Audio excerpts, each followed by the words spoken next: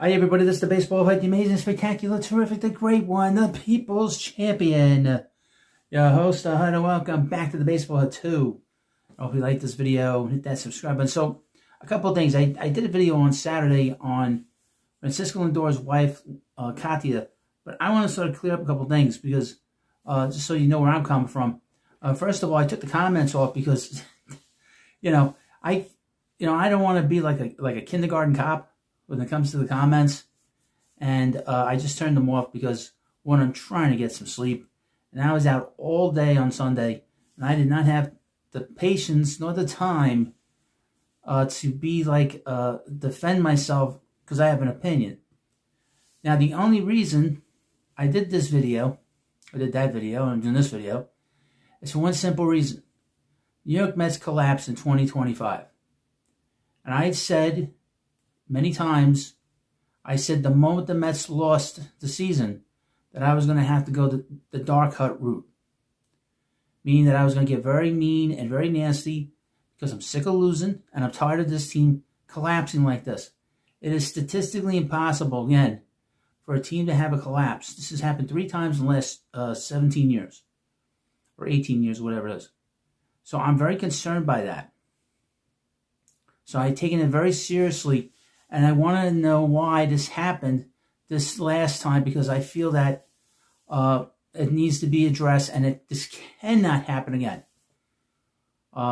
This collapse was an embarrassment, and the fans are the ones that get hurt by all this. Players don't get hurt. Players don't give a shit. I said this. And even though these guys were nice guys, they don't give a shit. Now, this thing with Conti and Lindor, I had said 5 years ago, when the Mets made the trade for Lindor, that I was very concerned about him being in this market because of the fact that we all knew that he was woke, and there's a lot of pressure here, and a lot of insane pressure here, and I was very concerned about how he was going to adjust here, and I turned out to be right. The biggest mistake that Steve Cohen has done in the last 5 years was sign Lindor to that contract as soon as he got here. They never should have done that. They should have allowed him to play out the season. And because of that,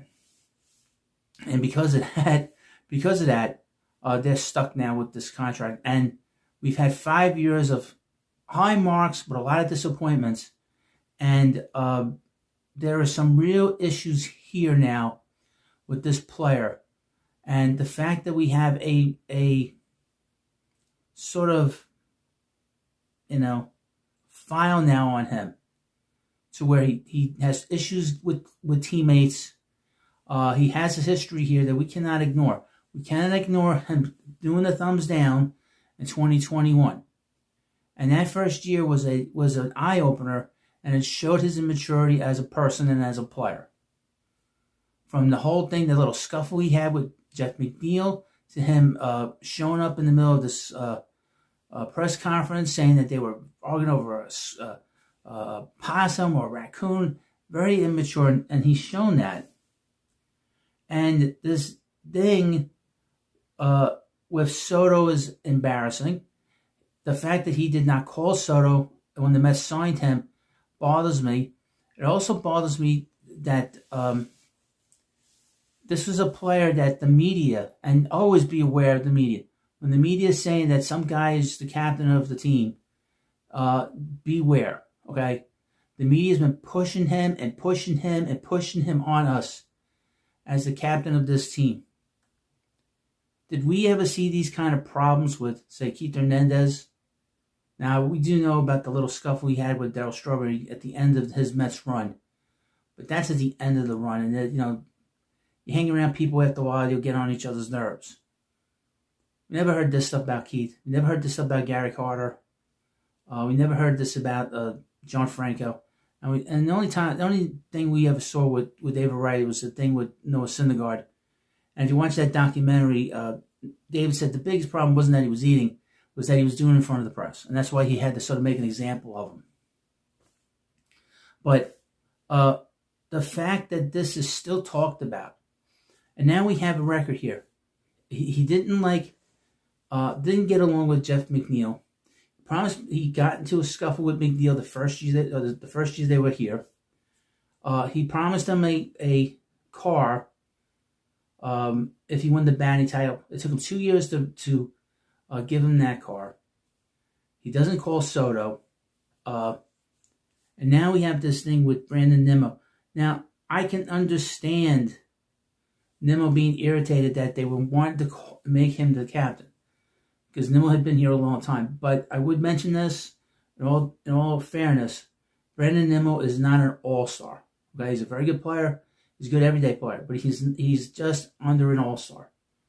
If he'd been an all-star, then there should have been more of a reason for him to be the captain. Just not good enough. You need a little bit more there. But the fact that there was tension between the two of them politically probably came from more from one side than from the other side, because obviously the last 4 years we had that brain-dead Biden in the White House, and you didn't hear any kind of arguments from the other side. It's always from this leftist view, and probably very uptight about Trump being back. We know this sort of Trump derangement syndrome that a lot of people go through. I don't know if Lindor goes through that, but that's sort of the backdrop of what's going on here. Also, you had the backdrop of course, of all these older Met players that have been here since the Wilpon era. So you have all this stuff going on around the club, and the politics going on between these two particular players. Now, I would also mention in 2021, that was a very politically charged clubhouse with Marcus Stroman and Lindor and a few other players. And obviously, they throw in Javi Baez in a bad trade that they made because Zach Scott was desperate to be named the Mets full-time general manager. He was a disaster as a general manager. If you're interim, you don't trade any of your prospects. That's stupid. That means you're trying to save your job. And he basically failed. Had a little too much to drink at their party at the Cohen family's house, and we didn't see him ever again. And but that's the end of that. But anyway, we have Katia Lindor. Let me read you this article, which is troubling to me, that now we're being made fun of. Okay. To me, I find this very embarrassing, and I would mention the Mets won't say anything about this. They didn't say anything about Gary Cohen going after Matt Shaw. They're not going to say anything about this. If they do, it's done very quietly. From Outkick, Mets fans catch another L after Francisco Lindor's wife joins Mamdani's team. Katia Lindor will help the inauguration process for Mamdani on January 1st. New York City Mayor-elect Zohran Mamdani has a rather unexpected member on his inaugural committee. On January 1st, the avowed communist and Muslim mayor will officially become the most powerful man in America's most influential city, which is bad news. He has assembled a group of people to ensure his inauguration goes smoothly. One of those people is Katia Lindor, the wife of New York Mets shortstop Francisco Lindor. I have a question. What is her talent in? Is she an organizer? A big parties? Is she a violinist? Is she a pop? What is she? Who is she? I mean, there's something wrong here. Something's off. That shouldn't come as a huge surprise, given that the podcast describes herself as a social justice advocate, and that just means the communist. And said in an Instagram video in November that rich people are more of a threat to the country than illegal immigration. Nuts. Your enemies aren't the immigrants. They're the 1%ers hoarding the wealth while leaving you without basic needs. You know, this is all from the communist, Marxist, preachy handbook. All right. Is she giving out her money that she's getting from her husband? No. Is he donating any money? Nope. No. That's the thing about a communist. Communists want to take your money and they want to hoard all the money for themselves. It's nothing but a scam. I mean, Elon Musk revealed everything that's been going on behind the scenes. They're all criminals and scamsters, every single one of them. And they talk nice, they talk big. They're full of shit. She wouldn't give up one penny for any immigrant, illegal or otherwise. As a completely unrelated side note, her husband will make $32.4 million playing baseball next year. I'm sure she was fully aware of that when she explained that rich people, not an influx of illegal third world immigrants, are the real problem in America. The kicker, she hates Donald Trump. And no kidding. Sounds exactly like the type of person who Mom Donnie would want involved.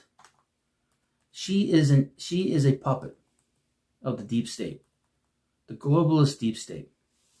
I'm honored to be joined by some of the most creative and experienced minds in the city as we build an inauguration that is truly by and for New Yorkers. You know, one of the people is Cynthia Nixon, she's a washed-up actress.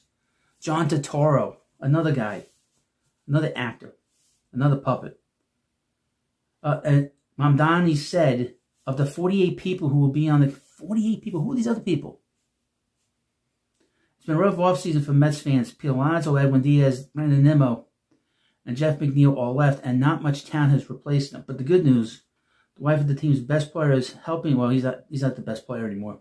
He's helping welcome in the guy who's about to make living in New York City even more of a nightmare than it already is. What a time to be a Mets fan. This is a complete total embarrassment if you're a Mets fan. I'm embarrassed by this.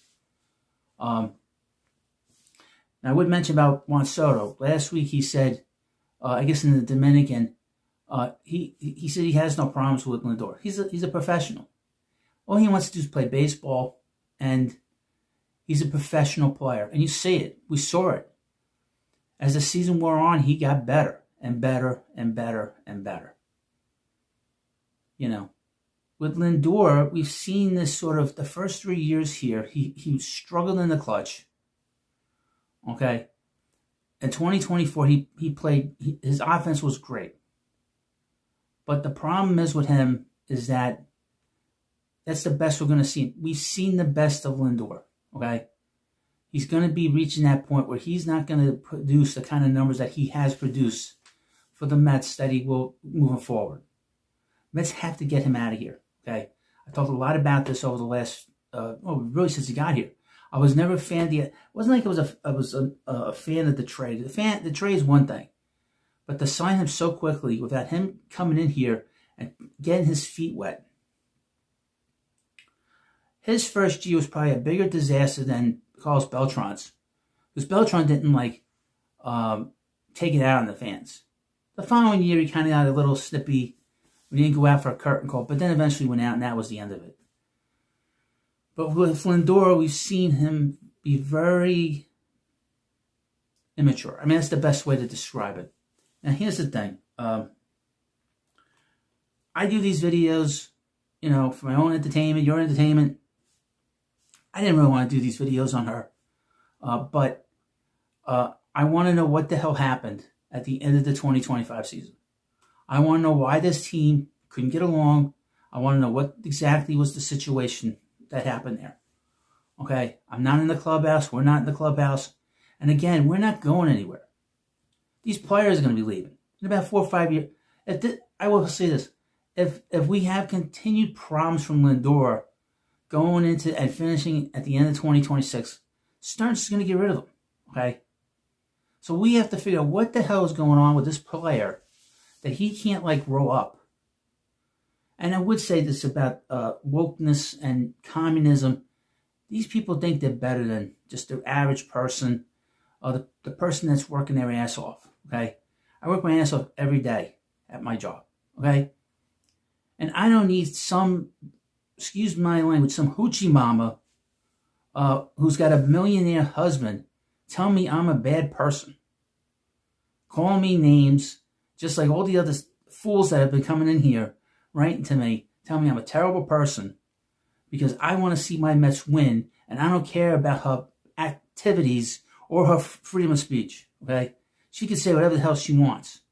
But I know that this thing with wokeism is disruptive. And it's a distraction.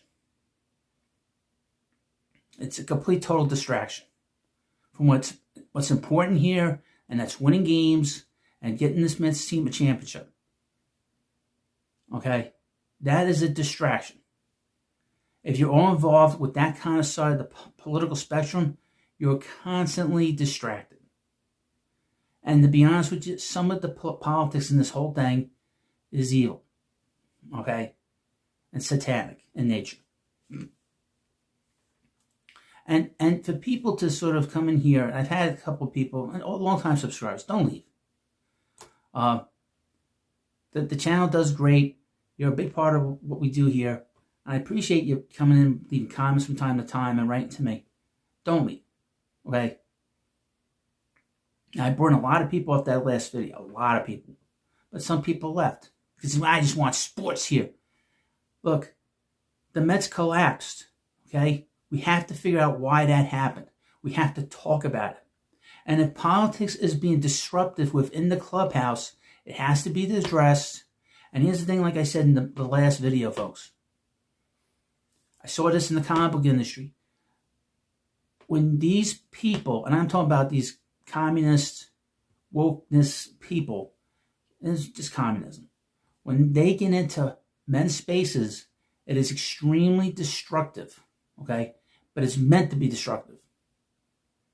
This is no coincidence that Katia Lindor met Francisco Lindor. That's no, that's no coincidence, And now, and she's all over the place. And I don't know if she wants attention she's an attention hog or what. I think Hoochie Mom is a pretty good word for her.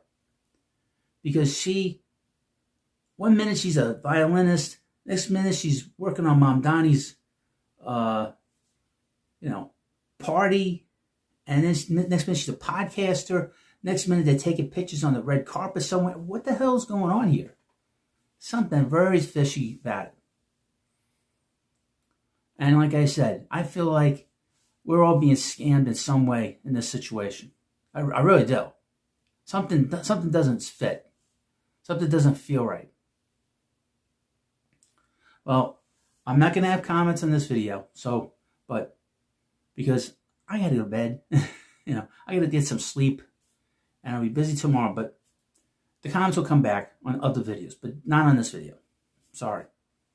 So I appreciate you watching. Believe me. I don't need people telling me I'm a bad person. I know I'm not, and you know I'm not. A lot of people, when they write that stuff, they have no way to debate me. They have no way to refute it. So, again, thank you for watching this video. Of course, no other YouTuber is going to talk about this. It's not easy stuff to talk about, and a lot of it's over their heads anyway. It's not. I would mention this. I thought it was funny. One guy wrote to me, gave me like a political science lesson. Get the hell out of here. He got sent out to the Phantom Zone before I decided to take the comments off. Have fun. Say hello to General Zod for me. Well, thank you for watching this video. And of course, please subscribe to the Baseball Hut too. And I'll see you later. Hi everybody, this is the Baseball Hut, the amazing, spectacular, terrific, the great one, the people's champion. Your host, welcome back to the Baseball Hut 3. And hopefully you like this video. And hit that subscribe button. So we're back here. And I want to thank people for coming in, for watching the first time. Hit the subscribe button. We talk about the sports media here. We're doing live videos on WFAN, but there's a lot of stuff else going on. We're talking about Fox Sports Radio. Now, what's interesting about the media is they're all run by corporations, okay? And the one thing I've noticed about corporations is they don't have anything, no new ideas. They don't really take chances on new talent. They go back to old talent, or they go to their own philosophical, their own political philosophy, which is very dangerous. We've seen this in other industries of note. The comic industry I know of, the gaming industry, it's very destructive. And we've seen it in Hollywood. That's why we always have these different reboots of different movies and the different franchises. And if they do anything new, they always have women leading these groups, and they're always very destructive and very, not charismatic. And nobody wants to see them, as the leads in these, adventure movies for the most part. But Barrett Media is a great site that I found. And they cover a lot of stuff with radio. And they got this interesting article, about Fox Sports Radio. And they started going back to the future. As we know, WFAN, instead of cultivating new talent, they basically brought in old talent to do the afternoon drive with Craig Carton, who's been there for many years. But he's been back and forth and back and forth. A lot of drama around that guy because he's a criminal, of course. And he was in prison for a year, and he's a grifter, professional grifter. But radio isn't. You're not seeing any new Mike and the Mad Dogs, looked like different sounds. I'll tell you how bad this was. WFAN had Scott Farrell on during the holiday week on a Saturday or Friday, whatever it was. The Friday after Christmas, they had Scott Farrell on. One of the biggest, a guy that was there in the 90s. I mean, they're bringing all this old, they had nobody new. And the people they brought in, guys like Salicati was there 20 years, and they got rid of him. Here's the headline from Barrett Media. It's Fox Sports Radio's afternoon shakeup, the latest tale building the industry's future. The addition of Wiener to the Fox Sports Radio lineup isn't the problem, it's a symptom. It reflects on industry increasingly hesitant to take risks. Well, that's not that, it's corporations. The news then comes as a shock. When Doug Gottlieb announced he would step away from his daily program on Fox Sports Radio, very few, if any, were left asking questions. Gottlieb was entering his second season as head coach of the men's basketball team at Wisconsin Green Bay. And when he took the position in May of 2024, many assumed his days at the network were numbered. The role required a level of focus and attention he likely had never faced before. To his credit, Gottlieb tried to do both. The effort deserves acknowledgement. Ultimately, however, his future outweighed his present and even his successful past. He recognized that his growth potential is greater in college basketball than in syndicated national sports radio. Who replaces him remains an unknown commodity. John Stugotz Wiener is the new afternoon host on Fox Sports Radio beginning in 2026. The move raises a familiar question. This is another example of broadcast companies leaning on the past instead of committing to the development of the next generation. Well, yeah. Because basically a lot of them are leftists, and they're afraid to take risks, don't want to lose their jobs, and they'll put somebody that's not nearly as talented or not nearly as interested, and they'll put somebody in that will toe the corporate line. I touched on this earlier in the month while writing about Craig Carton's return to WFAN, same station that once attempted to lure Wiener for its open program director role. Too often, local sports radio stations across the country abandon long-term development plans in favor of what once worked. They reach back into the same bag of tricks, hoping history will repeat itself. Well, history will repeat itself with Craig Carton. He will leave. And leave very quickly, by the way. That trend extends beyond local sports radio. Nationally syndicated networks operate much the same way. Gottlieb himself built a career across CBS Sports Network, ESPN Radio, and Fox Sports Radio. Colin Cowherd has worked at Fox and ESPN. Dan Patrick followed a similar path. Even Mike Greenberg returned to ESPN Radio after the end of Mike and Mike. Recycling of familiar voices has become common practice at every level of the industry. This isn't a criticism of the executives making these decisions. It's an observation about perception. Too often the message sent is that that building for the future isn't as important as protecting the present. Damn right. Plus, there's a lack of creativity, too. When you're a leftist, you don't have that creativity because you reject beauty, you reject where you get that from. Meanwhile, the younger audiences the industry claims to cover continue to age and migrate to new platforms while the audience sports radio is built upon steadily ages out. That's right. That's what makes the hire Wiener so interesting. Interesting. Yeah, okay. For more than 2 decades, Wiener thrived as a co-host alongside Dan Le Batard. That's an unfortunate name. I mean, you could just change one word there. That's an unfortunate name. Dan Le Batard. Well, you know where that goes. From 790 The Ticket in Miami to ESPN's Radio National Stage and now Meadowlark Media, he played the role perfectly. He was the ideal complement. A reliable B working seamlessly with a strong A. Earlier this year, Wiener began charting his own course. He reduced his appearance on the Dan Le Batard show with Stugotz, despite the show continuing to use his nickname as part of its branding. He hasn't appeared on the program since July and launched Stugotz & Company, a podcast built around guest-driven conversations without filters or time constraints. The project leaned heavily on the loyalty of the established Le Batard audience to establish his own personal momentum. In the 6 months since stepping away from Meadowlark's flagship show, Wiener has quietly built his own podcast network. He hosts God Bless Football, producer Mike A., Mikey A, and a rotating cast of guests, along with Stugatz and Company, Stugatz and Hochman, which follows a similar format. David has produced The Progress caught the attention of Fox Sports Radio, which tabbed Wiener as the afternoon follow-up to Colin Cowherd. There's no denying Fox Sports Radio values name recognition greatly. Wiener built his by spending 2 decades attached to labor retard. I like that. He excelled as the B, but this move requires him to become the A. That transition isn't easy. I mean, how hard could it be an A to a labor retard? I mean, come on. He must be pretty slow if he's the B to the retard. The A role demands authority. It's the voice listeners tune in to hear when the biggest stories break.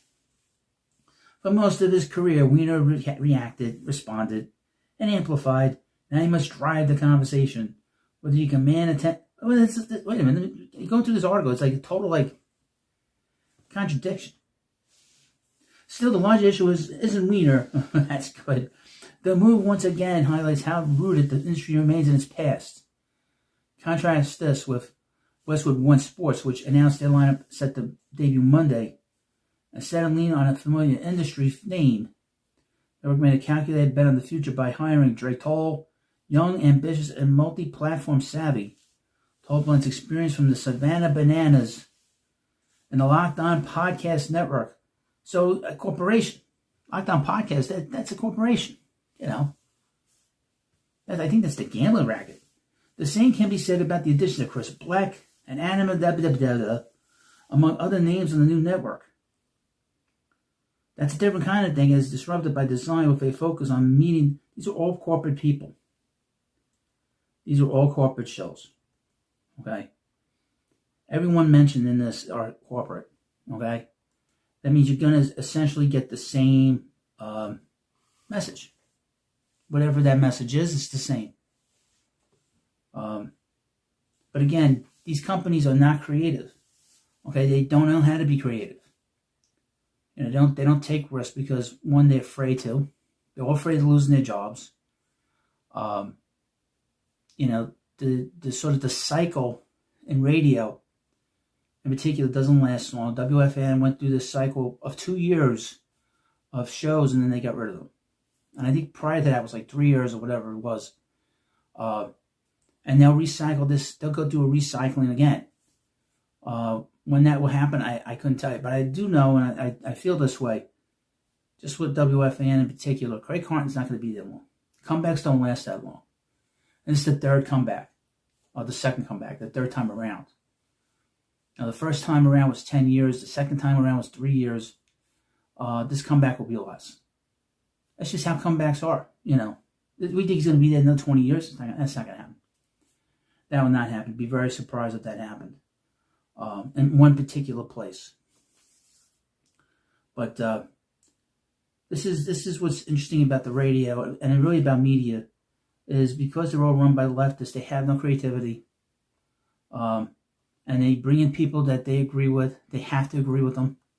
They don't want somebody going into these spaces that they disagree with. Because the people above them are leftists too, and the globalists and all this other stuff. They don't want any part of this. So, you let me know what you think about this video. And of course, again, thank you for watching. This channel is doing great. And I thank you a lot because when you watch these videos, you leave comments, you subscribe, it builds up the audience. This is probably my best channel. Okay. This channel is going to get to 500 subs very quickly. And it's because you've been watching and you've been, hopefully you share it and you're liking what I'm doing. So thank you for watching, and I'll see you later. Ex-WFAN host Brandon Tierney started a YouTube channel this past week. Right now it's at 8,700 subscribers. And we're going to keep track of this because the best thing for these guys that were fired from WFAN or left WFAN is to start their own brand away from this old system. It is cutthroat, and you're better off on your own. And you're better off being independent from all that stuff. That way you don't have to listen to anybody. You can do your own thing, and you'll make a hell of a lot more money. So, but in the meanwhile, I will talk about what's going on with Brandon, and I'll talk about what's going on with everything at WFN and everything in the media. So smash that subscribe button for all the latest And my own way, you'll get it very different than anywhere else. Well, welcome back to the Prospect Hut, and hopefully you like this video and hit that subscribe. We're going to talk about the 5 speedsters in the Mets farm system, and you need to keep an eye on. And let's have a good farm system. A lot of these players are going to be contributing in 2026. Believe it or not, the Mets have the best farm system in baseball. So people saying that the future is dim don't know what they're talking about. But before we get into this video, hit the subscribe button. And here we go. This is from Rising Apple. 5 speedy New York Mets prospects other than Jeff Williams worthy of the nickname Turbo Man. We'll skip the beginning part. This is so lame. I don't care about this stuff. All right. These 5 Mets prospects all showed some impressive speed in 2025. Number 1, A.J. Ewing. Nothing within the Mets system stole more bases. Nobody in 2025 than A.J. Ewing. He finished the year of 71 and 82 attempts. Along with an outstanding .314 batting average, he showed the stuff to become one of the more popular Mets prospects out there. Center field is his to grab in the near future in Flushing. Well, we'll see about that. He's also can play the infield too, so he's also an infielder. He was drafted as a shortstop. Number 2, Nick Morabito. Heard a lot about him. Added to the 40-man roster this offseason to protect him from this Rule 5 draft. Morabito was the second most prolific base stealer the Mets had. His 49 stolen bases carried over to the Arizona Fall League, where he swiped 16 in 17 games. Morabito's turning out to be an early contender to see some time in the majors this coming year. If he plays well early in AAA, there could be room for him to earn if it involves mostly tracking down fly balls and going first at home on doubles the pinch hit. We'll see how he hits. See if he can hit. A.J. Ewing can hit, but he doesn't have a lot of power. We'll see how much Morabito hits. But he has a little pop. Heriberto Rincon. Start paying attention to this name. In his third professional season, Heriberto Rincon bounced back from a disappointing 2024 season. Speedy outfielder stole 34 bases and 40 attempts while hitting .314. He's going to be someone who finally breaks free of the Dominican Summer League and could ascend to all levels of Single A. Well, we'll see on that. Number 4, Yancy Rivas. The stolen base numbers aren't huge. Yancy Rivas only had 23. Why is he a speedy candidate that came in only 44 games? Still work in progress with a bat that has yet to match his speed. Has now stolen 39 bags in only 89 games. Number 5, Chris Suaro. He doesn't just steal bases, he hits the ball hard too. What's more speed power than that? Catcher outfielder Chris Suaro is one of the more fascinating Mets prospects they have. Last year he stole 36 bases in 45 attempts while hitting 18 home runs. His future big league role as a hybrid catcher and left fielder can make him invaluable in an ever-changing MLB landscape. He is a guy to watch. I believe he's top 15 prospect for the Mets, so he is a very intriguing, if not interesting prospect, to say the least. I believe that he'll probably start in AAA this year, more in 2026. So he has a very good, and he's from the Bronx. He's not, he's from the Bronx, I believe. So he's a local kid. So it'll be interesting to see where he fits with the Mets. He's not on the 40-man roster, but he is a guy that he can hit. He's got power. He's got a little personality to him on the field. So he is a guy that you want to keep an eye on. He might be in the major leagues with the Mets this year. He can run, obviously. He can catch. That's tremendous to be able to catch and to run. Very few catchers can do that, but he's a guy to certainly mark down when he's going to make his major league debut, because he will at some point. And the Mets have, and he's not the Mets' best prospect as a catcher, by the way. Giovanni Rodriguez is still the best prospect the Mets have in their system currently, but he's many, many years away.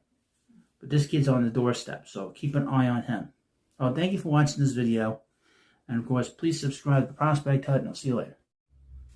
Well, welcome back to the Prospect Hut, and hopefully you like this video. And welcome back to the Prospect Hut. We're going to talk about in this video Mets prospects that are poised have breakout years in 2026, and it's all about 2026 now. A few days away from that. It's from Rising Apple. They do a great job. 5 New York Mets prospects poised to have a breakout year in 2026. Let's find out who we're going to be talking about. Anyone who grew up, I don't care about this beginning of this part. Recently, Bleacher Report put out an article naming one breakout prospect for each organization, including the Mets. It's a clean snapshot and a fair way to frame the conversation. Excuse me. But the amount of talent packed into this system. Now down to a single name only tells part of the story. Depth creates options. Competition creates movement. Breakout starts on the lower level. So let's go to the Mo for the results and see who's starting to show up on the radar. Now, Mets have what is considered the best farm system in baseball right now, which is they put a lot of work into this, and they've done a good job. Hopefully we'll start to see the fruits of it this year. With guys like Carson Bench coming up, maybe Brian Clifford down the line, Jet Williams, continued growth of McLean, Sproat, and Tong, and other guys behind them like Will Watson and Jonathan Santucci. But here we go. These are guys that are really down the deep part of the farm system. Here, Heriberto Rincon.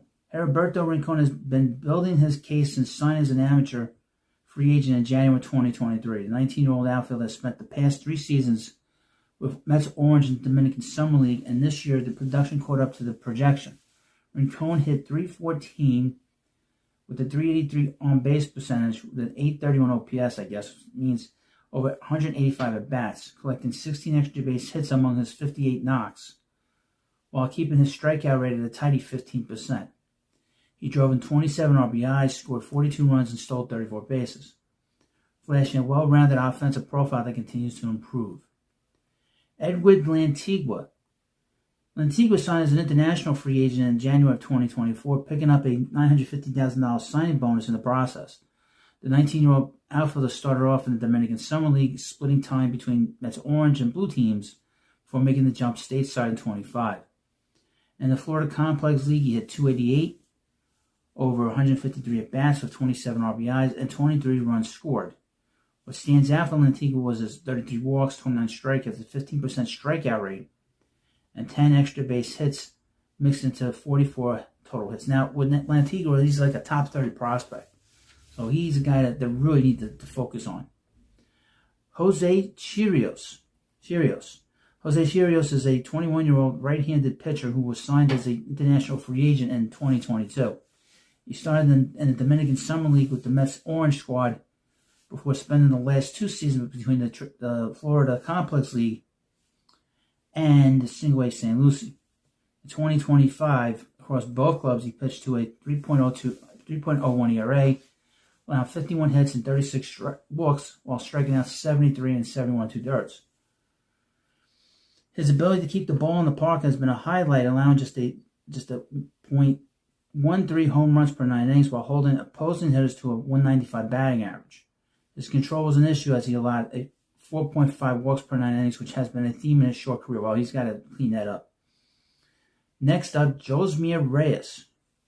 Josmir Reyes signed with the Mets as an international free agent in January of 24, and his first full season came in 2025.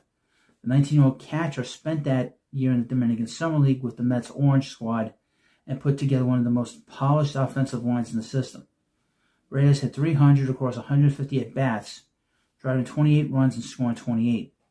The approach jumps off the page. He walked 34 times while striking out just 15, good for an 8% strikeout rate, and added 17 extra base hits among his 45 total hits. Osiris Calvo. Osiris signed as an international free agent in 2023 and opened his pro career with the Mets Orange squad in the Dominican Summer League. After a solid 2023 season, his momentum was put on hold when an injury wiped out his entire 24 campaign. He returned in 2025 looking healthy and effective, posting a 2.51 ERA across 43 innings. Calvo allowed just 33 hits and 9 walks while striking out 45, keeping hitters to a 206 average and a 281 slugging percentage. The bounce-back year was capped by being named Dominican Academy Pitcher of the Year. Well, that's interesting. That's excellent. That's nice to read. But these are the players you got to keep an eye on. These guys are so far away. These are all guys that they signed from the international pool. And in a few weeks, we'll have new players coming into the organization on January 15th. Obviously, the big player, Wandy Azigan, is the big player that we've heard about. Also, the word is that the Mets are going to make a trade where they pick up some bonus pool money so they can use that money for the rest of the pool, rest of the international free agents, because they spent a lot of money on that kid, that big prospect. So we'll see what else they can conjure up over the next few weeks. So thank you for watching this video. And of course, please subscribe to the Prospect Hut, and I'll see you later. Hi everybody, this is the Prospect Hut, the amazing, spectacular, terrific, the great one, the people's champion. Your host, the Hut. Welcome back to the Prospect Hut, and hopefully you like this video and hit that subscribe button. I'm going to talk about in this video. Prospects from each team you need to keep an eye on for 2026. We're a few days away from the new year, and I'm going to start doing stuff on here again. But in 2026, these are the top prospects going to MLB.com. We're just going to go run into the players. We'll just go right into it. You don't want the preamble and all those other junk videos. We'll start with the American League East. From the Blue Jays, left-handed pitcher Ricky Tettleman, Toronto's number 4 prospect. 2 years ago, Tettleman was a freight train prospect type, the hard-throwing lefty who had just taken a massive leap in velocity and raw stuff. Fortunately, elbow troubles led to Tommy John surgery in 2024, but Tettleman is back to full health now, and while he didn't return to game action in 2025, he's expected to have a normal spring. Still just 23 and still gifted physically, Tettleman could quickly become one of the biggest stories of camp if he looks even like 90% of his old self. Yes, the Blue Jays will consider stretching him back as a starter, but it's going to be awfully tempting to use him in shorter stints if he's overwhelming hitters early. The Baltimore Orioles did a lot this offseason. They're going to have a good year, I would think. If the Orioles don't have a good year, find the general manager. But their breakout player is an outfielder, Enrique Bradford Jr. He's their number 4th best prospect, and they still have a good farm system. It may not be long before 24-year-old speedster becomes an option for the O's. And center field, the 2023 first-round draft pick reached AAA Norfolk in 25, playing 15 games there before tallying an additional 20 in the Arizona Fall League. Bradford's 80-grade speed and 70-grade defense are part of a skill set unlike any player currently in the big leagues in Baltimore. So he should complement the lineup when he arrives. The Vanderbilt product will need to prove he can handle AAA pitching before getting called up to the big leagues, which could happen as soon as next summer. He's a big prospect in terms of speed and defense. So it'll be interesting to see if he has the ability to hit. That will keep him from being a regular player. The Tampa Bay Rays, shortstop Carson Williams. He is their best prospect and 50th overall. The Rays gave Williams a look in the majors sooner than even they expected, trying to make the most of a disappointing season, and it then doused shortstop market and group by making their top prospect a regular starter down the stretch. The 22-year-old hit 5 home runs and made some nice defensive plays, but he hit just 172 with 44 strikeouts and 106 plate appearances. So that's rough. The Rays believe Williams will be better for the experience because it highlighted areas where he can improve. Taylor Walls is likely to start the season as shortstop, but the athletic Williams should have another chance to prove himself in spring training. Next up, Boston Red Sox. Now, I would mention about the Red Sox, they don't really have to rush this kid. They can sort of keep him in the minor leagues if they have to. He's their second best prospect. That's Peyton Toll.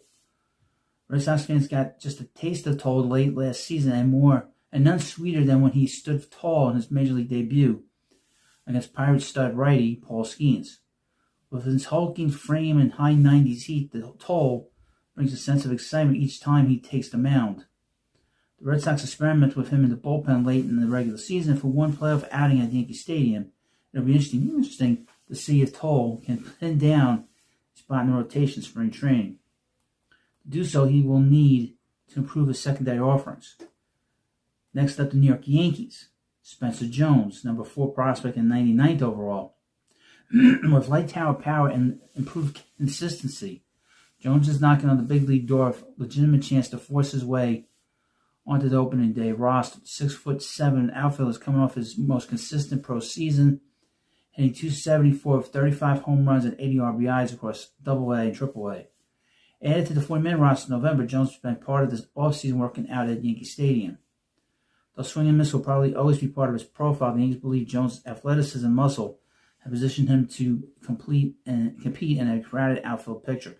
Now, he's a guy that the Yankees consider, and people talk about him being a left-handed version of Horseface. Aaron Judge, the American League Central. Outfielder is from the Guardians. Outfielder Chase De La Torre, number 2 best prospect, number 58 overall. De La Torre has had some tough injury luck, but his talent has long been evident. We got a taste of it in this fall when he became only the 6th player to debut in the majors in the postseason.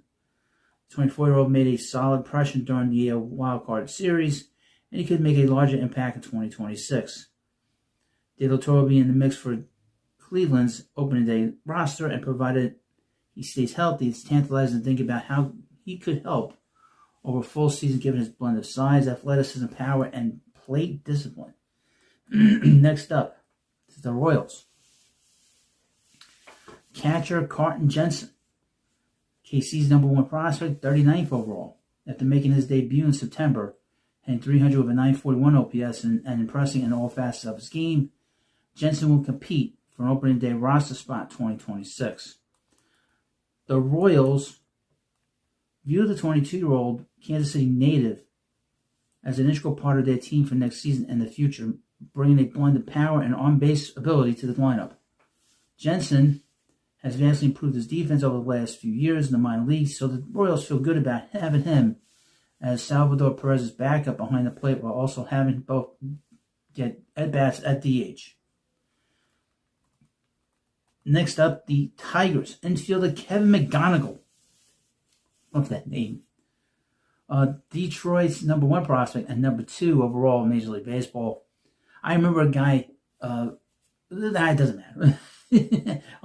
Arguably, no Tiger besides Tarek Skubal has as much attention surrounding him this offseason as McGonigal, who sorted up prospect rankings by posting a .991 OPS across 3 levels of the farm system and then earned Arizona Fall League MVP honors.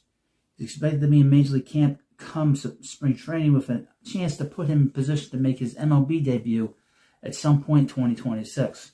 While opinions are mixed on his long-term position, he could begin his career at shortstop, his primary position so far, or he could shift over to third, where he played a bunch in the AFL.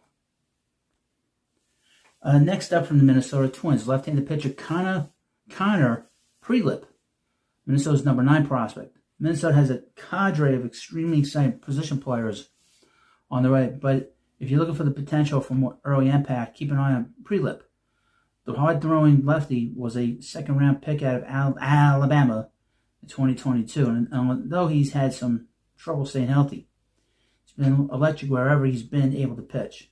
Prielipp made his trip away in 2025, and with his future likely in relief, and the Twins in need of relief help, you could see his big league arm in the big league bullpen quickly. Prenup. White Sox outfielder Brandon Montgomery is number 1 pick, that number 1 prospect for the White Sox, and number 35 overall. The White Sox are going to be a very interesting team this year. It's going to be a little bit better than we've seen them be in a long time. They're not going to win 80 games. They're not going to win 70 games, but they're going to be much better than they've been. I mean, you win 40 games, you can't get any better. Or 30 games, 37, 38 games, you can't get any better than that, any worse than that. The switching in the outfield is part of a trio including left-handers Noah Schultz, number 2 prospect, 40th overall, and Hagen Smith, number 5 and number 88 overall, who represent the next top prospect group pushing toward the major leagues. That push won't get them there on opening day of the White Sox, but they should make significant contributions during the 2026 season. Montgomery had an outstanding first professional season across 3 minor league stops, with hitting .270, 12 home runs, 34 doubles, wow, that's pretty good, and 14 stolen bases. The AL West. The Angels have center fielder Nelson Rada, their number 7th prospect. Rada reached AAA Salt Lake last year for the first time, despite being in his age 19 season. And even though he was already nearing nearly 8 years younger than his average competition, he more than held his own, hitting .323, a homer, 6 doubles, 3 triples, 20 stolen bases, and 17 RBIs in 42 games. He will come into spring training competing for a roster spot. It's more likely he goes back to AAA for more season. He's put himself firmly on the club's radar.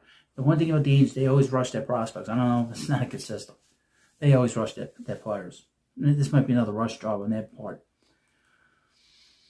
Astros, who have taken a step back, they're not the Astros. They didn't make the postseason this past year. But their best prospect is second baseman center fielder Bryce Matthews, and 93rd overall. Matthews, a first-round pick out of Nebraska in 2023, will head to spring training, trying to find a spot in Houston's crowded infield. He was slashing .283 of 10 home runs, 39 RBIs, and 25 steals at Sugarland when he was called up to the major leagues one day before he was set to play in the Futures game. He homered 3 times in a 2-game span in Arizona in July and wound up posting a .675 OPS with 4 home runs and 47 plate appearances. Okay. The Oakland Athletics, so it used to be the Oakland Athletics, the Sacramento, just the Nomad Athletics. Left-handed pitcher, Gage Jump, number 3 prospect and number 60th overall. Jump highlights a trio of ace prospects on the top 100 list as the closest to being major league ready. He started out the 2025 campaign at High A Lansing, where he posted a 2.32 ERA in 6 games. Okay. Next up is the Mariners. And they have infielder Colt Emerson, number 1 prospect for the Seattle Mariners and number 9 overall. Emerson is just 20 years old, but on the major league doorstep with the chance to play his way onto the opening day roster this spring, much like Julio Rodriguez did in 2022. After playing at 3 minor league levels in 2025, Emerson was added to Seattle's postseason taxi squad to give him up-close exposure, which also underscored how closely they view him to being ready for the show. Emerson has mostly played shortstop in the minors, but would be more clearly targeted for third base in camp. The Rangers, shortstop Sebastian Walcott, Texas number 1 prospect and number 6 overall. When anyone thinks of the Texas Rangers prospects in 25, Walcott's the player who immediately comes to mind. The 19-year-old shortstop signed with the Rangers for $3.2 million out of the Bahamas in January 23. Quickly became one of the best prospects in the system and has only gotten better since. He reached AA Frisco for just 5 games in 2024 before getting a full season there this past season, and .255 with 13 homers and 32 stolen bases. Finally, the National League East. Well, we skip over the Braves. F the Braves. We skip the Braves. The Marlins. Right-handed pitcher Josh White is unranked. Much has been written about catcher Joe Mack, so why not highlight breakout reliever White, the 25-year-old, combined for a 1.86 ERA and a 0.92 WHIP with 4 saves of 45 games between AA and AAA. Miami doesn't have set rules in its bullpen of misfits, so he could have a shot at making the opening day roster if he performs well this spring. Next up, the New York Mets. Outfielder Carson Bench, New York Mets number 2 prospect and number 21 overall. Now the thing about Bench is, we talked about it on the other channels, that David Stearns has said he's going to make he wants him to make the opening day roster. From the beginning of this offseason, the Mets made it clear they wanted to leave space for Bench to contribute. Coming off a standout season that saw him dominate AA Binghamton as he climbed multiple levels in the farm system, Bench will compete for a job on the opening day roster. He may not win one, but even if that happens, Bench should get every opportunity to contribute to the Major League team at some point, as long as he continues producing at the plate. The 2024 first-round draft pick is likely to run with it. And of course, like I said, he went to the school of Oklahoma. The Nationals, who they have as a breakout prospect, catcher Harry Ford. He's number 2 prospect and number 42 overall. Now, if you're a Mets fan, we're going to just go right through this. Now, The Philadelphia Phillies, outfielder Justin Crawford, number 3 prospect, and 54 overall. We'll have plenty of Mets stuff on here, just so you know. This is a Mets affiliated channel, or Mets fans affiliated channel, on the National League Central. Right-handed pitcher Logan Henderson, number 5 prospect for the Brewers. The Cardinals, they have second base, shortstop, third baseman, utility man J.J. Weatherholt. Number 1 prospect for the Cardinals. Number 5 overall, so he's got a good shot at making the major league, making his major league debut. From the Cubs, catcher DH Moises Belostros. That's easy for me to say. Number 2 prospect and number 53 overall. Pirates have outfielder, hopefully I can say this name, Josti Nixon Garcia. Pittsburgh's number 6 prospect and 85th overall. I think the Pirates are going to be pretty good. The offense should be much better with the little moves that they made. Reds infielder Sal Stewart is a guy to keep an eye on. He's the number 1 prospect with the Reds and number 31 overall. He's good, and he got called up. Had a pretty good September, and he'll learn very quickly under Tito Francona. The National League West. Diamondbacks have infielder outfielder Jordan Lawler. Lawler has been called up to the big leagues 3 times since being selected 6th overall in 21, but he has not gotten a long runway to get comfortable and show what he can do. Okay. Dodgers. They have right-handed pitcher River Ryan. Los Angeles's number 9 prospect overall. Giants, right-handed pitcher Blade Tidwell, San Francisco's number 13th prospect. The Mets traded him for Tyler Rogers. The Giants hope to get a look at Tidwell if they acquired him from the Mets as part of the Tyler Rogers trade. The 24-year-old right-hander ended up going down with a shoulder injury that prevented him from debuting from San Francisco. We've seen him in the major leagues. He's nothing to write home about. He's probably a guy who's going to pitch out of the bullpen eventually, I believe. The Padres, right-handed pitcher Miguel Mendez, number 6 prospect overall. The Rockies, I believe this is final, and this guy's a big prospect, or he was in college. That's freshman Charlie Condon. Number 2 overall for the Rockies, and number 61 overall in MLB. After being drafted 3rd overall in 2024, Condon was the subject of questions when he struggled that summer at High A Spokane, Ohio, in a left-hand injury, and also missed the start of the 25 season with a right wrist injury. But once healthy, Condon quickly earned a promotion from Spokane to Double-A Hartford, played in the Futures game during All-Star Weekend, and finished strong in the Arizona Fall League. With a good performance in spring training, Condon could find himself at Triple-A Albuquerque at the start of the 26th season shortly thereafter. Can he earn his major league debut or even establish himself as the first baseman for years to come? But that's a big question mark. He is close to the major leagues, and he's a big hitter. Big hitter in college. Extremely productive and big time, a massive power. But let me know what you think about this video. We'll have plenty of stuff on the Mets here, Mets prospects. I found a whole bunch of stuff. And thanks for watching. I'll see you later. Hi, everybody. This is the Baseball Hit, the amazing, spectacular, terrific, the great one, the People's Champion, your host. Welcome back to the Baseball Hit 3. And hopefully you like this video and hit that subscribe button. So in this video, we're going to talk about Christopher Mad Dog Russo, and somebody doesn't like him. Now, a lot of people like him. I like him. But some people don't like him. And this is this guy, Jeff Pearlman. I didn't realize that he's like a podcaster. I know he wrote this nasty book about 20 years ago about the 86 Mets, saying, the book was titled The Bad Guys Won. But I know that he wrote that book. It was a rather boring book, to be honest with you. Just a lot of dirt. A lot of dirt in that book. But interestingly enough, I guess he does a podcast. I guess he's sort of this rather grumpy personality. I remember they did this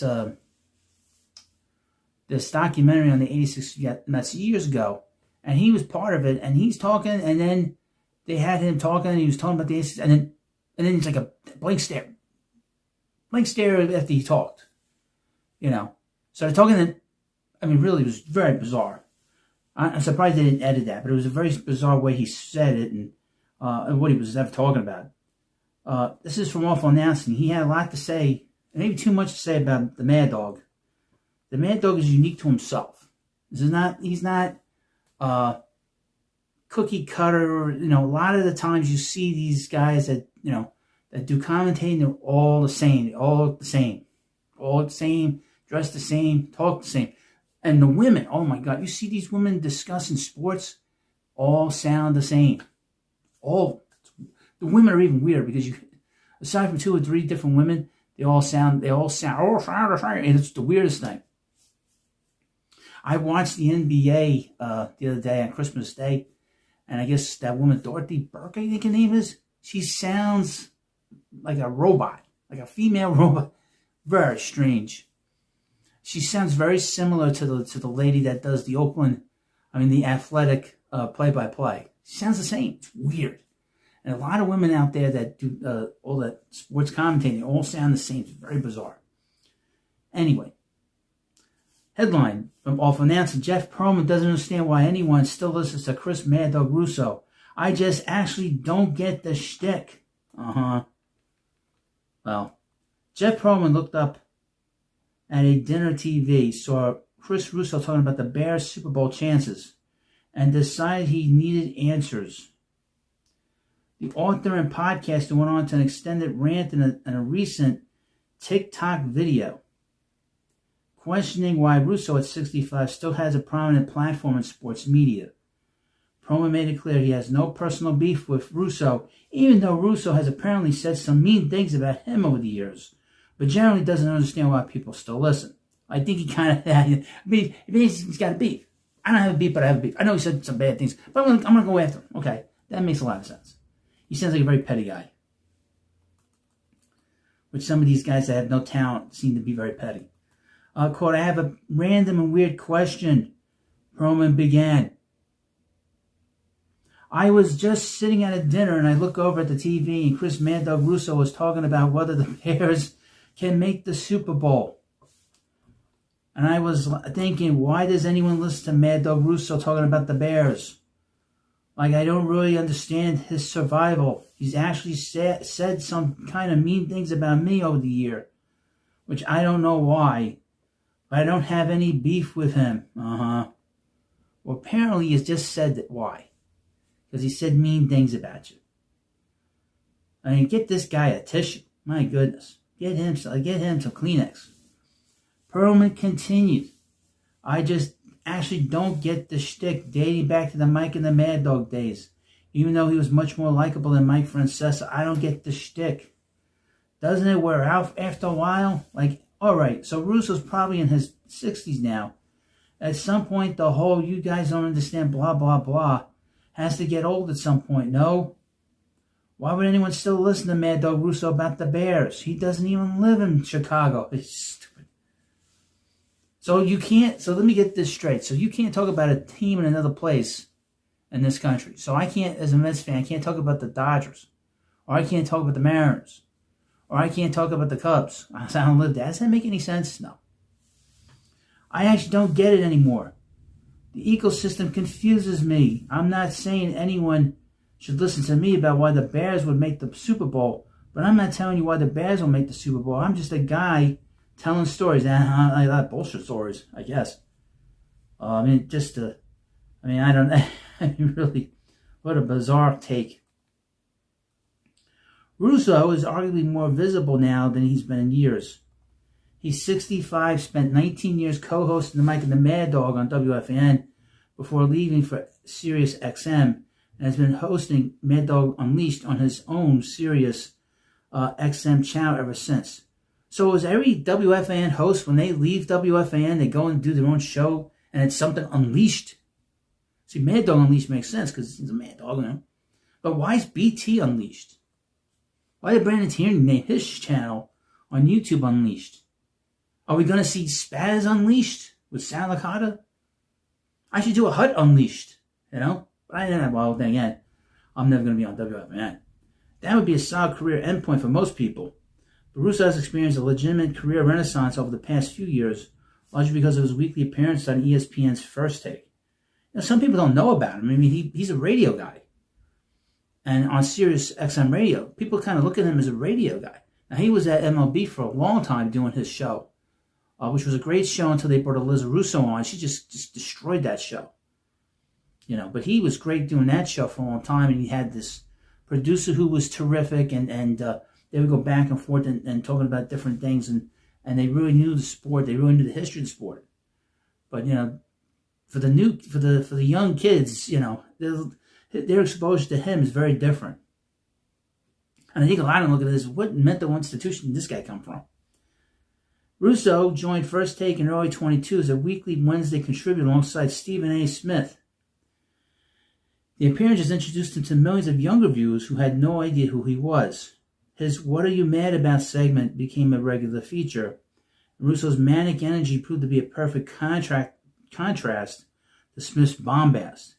ESPN extended his contract in 24. Russo has been open about much the gig has meant to his career. "I love the First Take gig. I've had a renaissance. It's because of Stephen A." Well, that's the thing about Russo. He doesn't fit into a box. Russo is a performer. He yells, he mispronounces words, and a lot of it's not on purpose. He makes references to obscure 1940s baseball players that nobody else cares about, and he does it all with complete conviction. Either you find that entertaining or you don't. There's no middle ground, Russo knows not. Which is probably why Perlman doesn't get it. If you don't enjoy the act, watching Russo scream about the Bears, making the Super Bowl feels pointless. But plenty of people do enjoy it. Russo was inducted to the Radio Hall of Fame in 2022. He's had a national sports radio platform on Sirius XM for 16 years. He hosted High Heat on the MLB network until 2024. And now he's a regular on one of ESPN's flagship shows, introducing himself to an audience that wasn't watching sports television when Mike and the Mad Dog were dominating New York radio in the 1990s. I just don't get it. I don't get it. Perlman later added, I don't get who survives in this business, who doesn't survive in this business, who lasts in this business, who fades out in this business. How there's so many really good people you don't see anymore. But people who like Mad Dog, I'm not saying he's a bad guy, I just don't get the shtick and the entirety of the shtick. But someone explain it to me. I actually don't get it. It would be great to see a Mad Dog response to this. Because if he said mean things about him, he's going to respond. It means Mad Dog doesn't like him. The sports media industry is full of talented people who couldn't make it work, while others with less obvious appeal stick around for decades. And plus, the thing is, Chris has a distinctive, very peculiar dialect and a very peculiar way of speaking. Very specific to him. And when you hear him talk, you know it's him. When I listen specifically to this political show, I can't listen to it. Clay Travis and Buck Sexton. Both of those guys, they both look different, but they both sound the same. It is horrible to listen to because I can't figure out who the hell's talking. Russo has a voice that you know it's his voice, and it's very distinct to him. And that's what's amazing about him. You know when he talks, you know who that voice is, the laugh, everything. He's very, in an industry, in the media industry, everybody's dressed the same, they look the same. He even looks different from everybody else too. Russo has survived because he's loud, he's consistent, he's built relationships with people like Stephen A. Smith who have massive platforms. Whether that answers Perlman's question about why anyone should care what Russo thinks about the Bears is a different matter. Russo doesn't live in Chicago. He's not a Bears expert. He's a 65-year-old guy with opinions zoned into a microphone, which is exactly what he's been doing for 40 years. The shtick hasn't changed. The platform has just gotten bigger, right? He has not changed, And he complains about nonsense most of the time, just like the regulars, all the other patients at WFAN. He's an original patient, by the way. Also, to keep an eye on, another thing to keep in mind of is that Mike and the Mad Dog is really the most successful two-man team in the radio business. And they are really the sort of, every radio station tries to do this. They have two guys talking rather than just have one guy dominating the airwaves. They like the sort of back and forth better than the person talking to the audience. They feel that they fill the time better, But that's the story. And of course, Jeff Perlman will rant and rave, and if he's on TV, he'll stare off into space after he's done talking. Hope you enjoyed this video. I've never done this before. I talked about somebody and just start, I mean, what a bizarre guy. If he's anything like this in real life, But anyway, thank you for watching this video. And of course, please subscribe to the Baseball Hut 3. Channel's doing great. If you're coming by the first time, smash that subscribe button, because this channel is exploding, blowing up, whatever you want to call it. We're going to get to 1,000 subscribers and get to 400 subscribers so quick. And it's all because you've been watching and leaving comments. And of course, thank you for watching. I'll see you later. Hi, everybody. This is the Baseball Hut, the amazing, spectacular, terrific, the great one, the people's champion. Your host, the Hut, and welcome back to another visit to the insane asylum known as WFAN. They're coming to take me away, ha-ha. They're coming to take me away, ho-ho, hee-hee, ha-ha, to the funny part. Now, welcome back to the Baseball Hut 3, and hopefully you like this video. Hit that subscribe button. So on this channel, we talk about, right now, the WFAN. It's a very enjoyable subject for me, because I've been a listener there for many years. I'm not too pleased with the antics that they put out there. Now, unfortunately for your host, and fortunate for you folks, I've been forcing myself to listen to the station, because I have this third baseball head. I'm now forced to listen.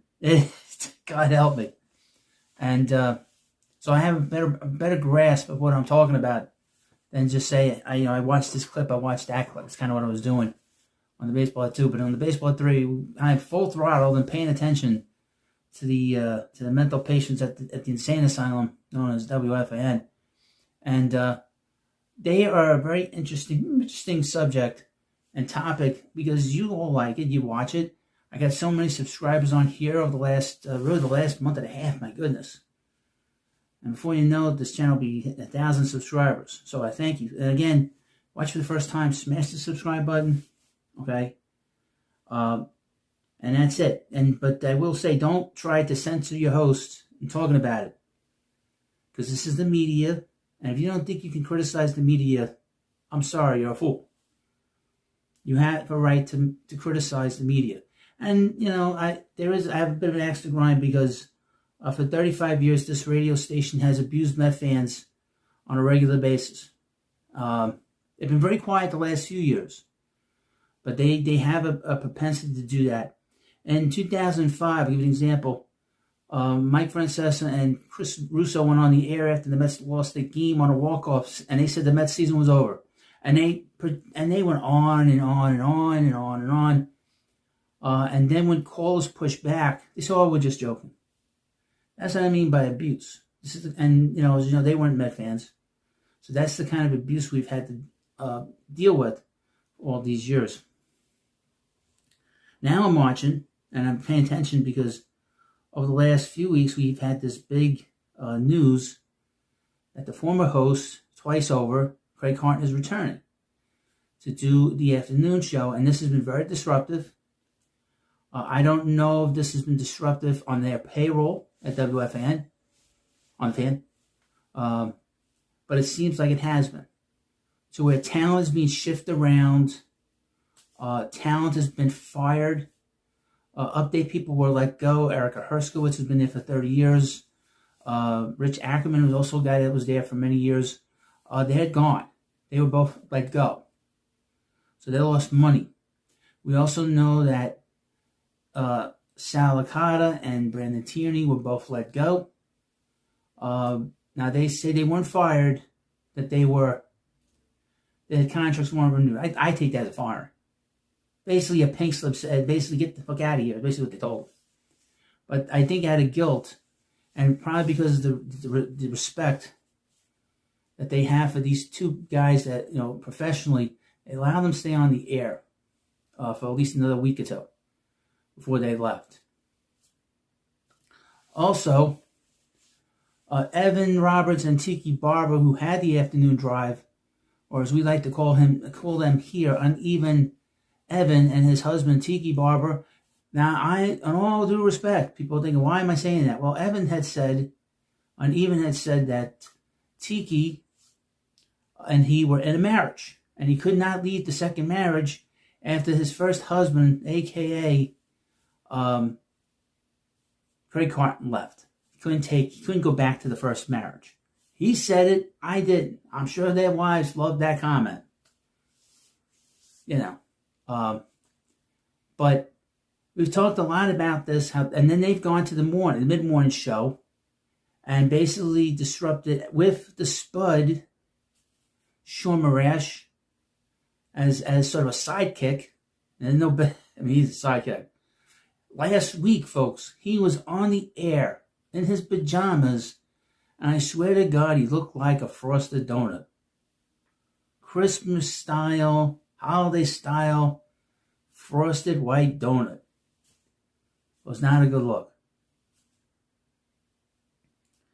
And of course, Boomer and Gio are untouched because they're afraid of Boomer. They knew what Boomer would say if he took back Craigie. And they're a little afraid of his crazy partner, Greg Giannotti. So I think they were a little afraid. They didn't want to cause any trouble. I know they didn't want Giannotti to do all those different impressions. Does he have his own voice? Because he has like 50 million impressions. The impressions are good, but it's already relevant to the station. You know? And then, of course, you can't forget about a week before that, Keith McPherson just up and quit. He quit. I'm gone. Gonna spend time with my family. And have you seen the tape on X? 58-second, hostage tape style, video. I mean, it was like, blink, Keith, blink to let us know you're okay. Well, we knew he was okay because then he was being an asshole on Twitter, on X, the days following that.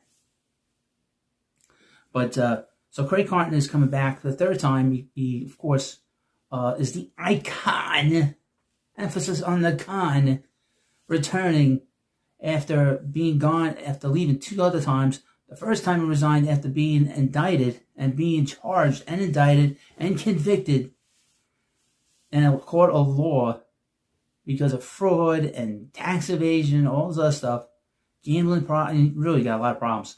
And he went to jail for a few years. And then he came back to WFAN and was working with Uneven Evan for a few years. And then he quit to get this Fox Sports show, which failed.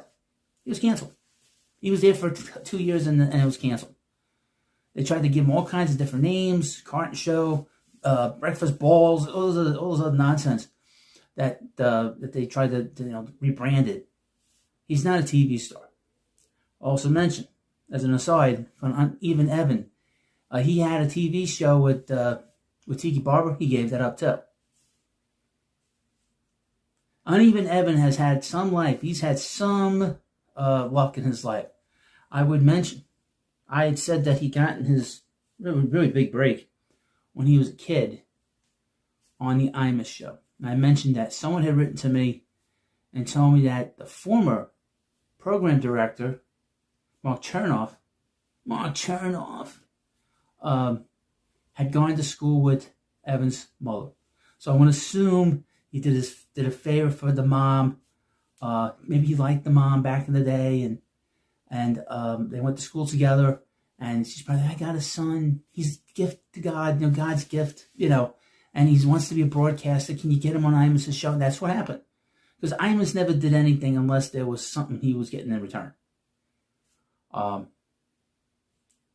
of course, for some reason, Uneven Evan got on was in that bad Howard Stern movie, but he's had a very lucky and very interesting career. We'll leave it at that. And maybe he thought that he's not going to, maybe he thinks he's going to go back in the afternoon. Who knows? Well, let me get to the video. What the hell is this video about? Well, it's funny you should answer. Funny I should mention, I came across this article 8 minutes later. Well, I mentioned all this stuff is to for new viewers coming in, just so you have an idea of the backdrop of all the stuff that's going on here. It's very important. There's no beginning to this unless you see before that. It's always a prelude. This is like the prologue and then the continuing of the story. There's a prelude, the beginning part of the story. This is an article from the New York Post, dated September 16, 2022.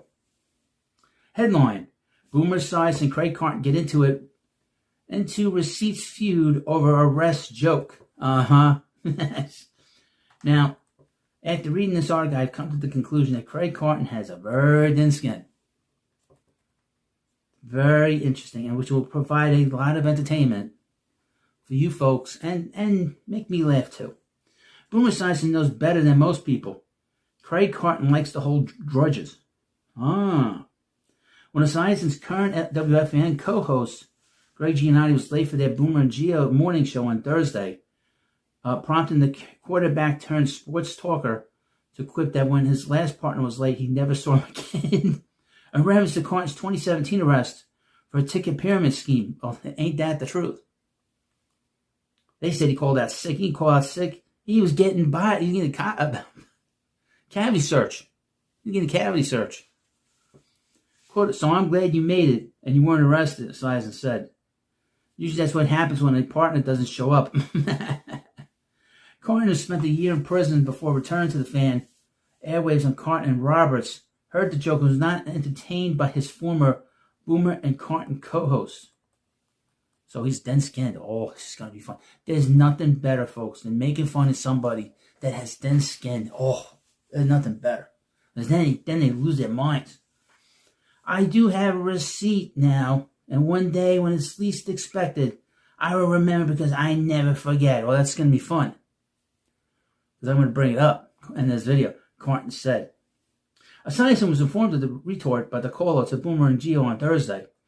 They heard, of course, they did, Esiason said. Just so you know, we listened to them, they listened to us. Well, I don't know if Carton does anymore because he's doing some show somewhere.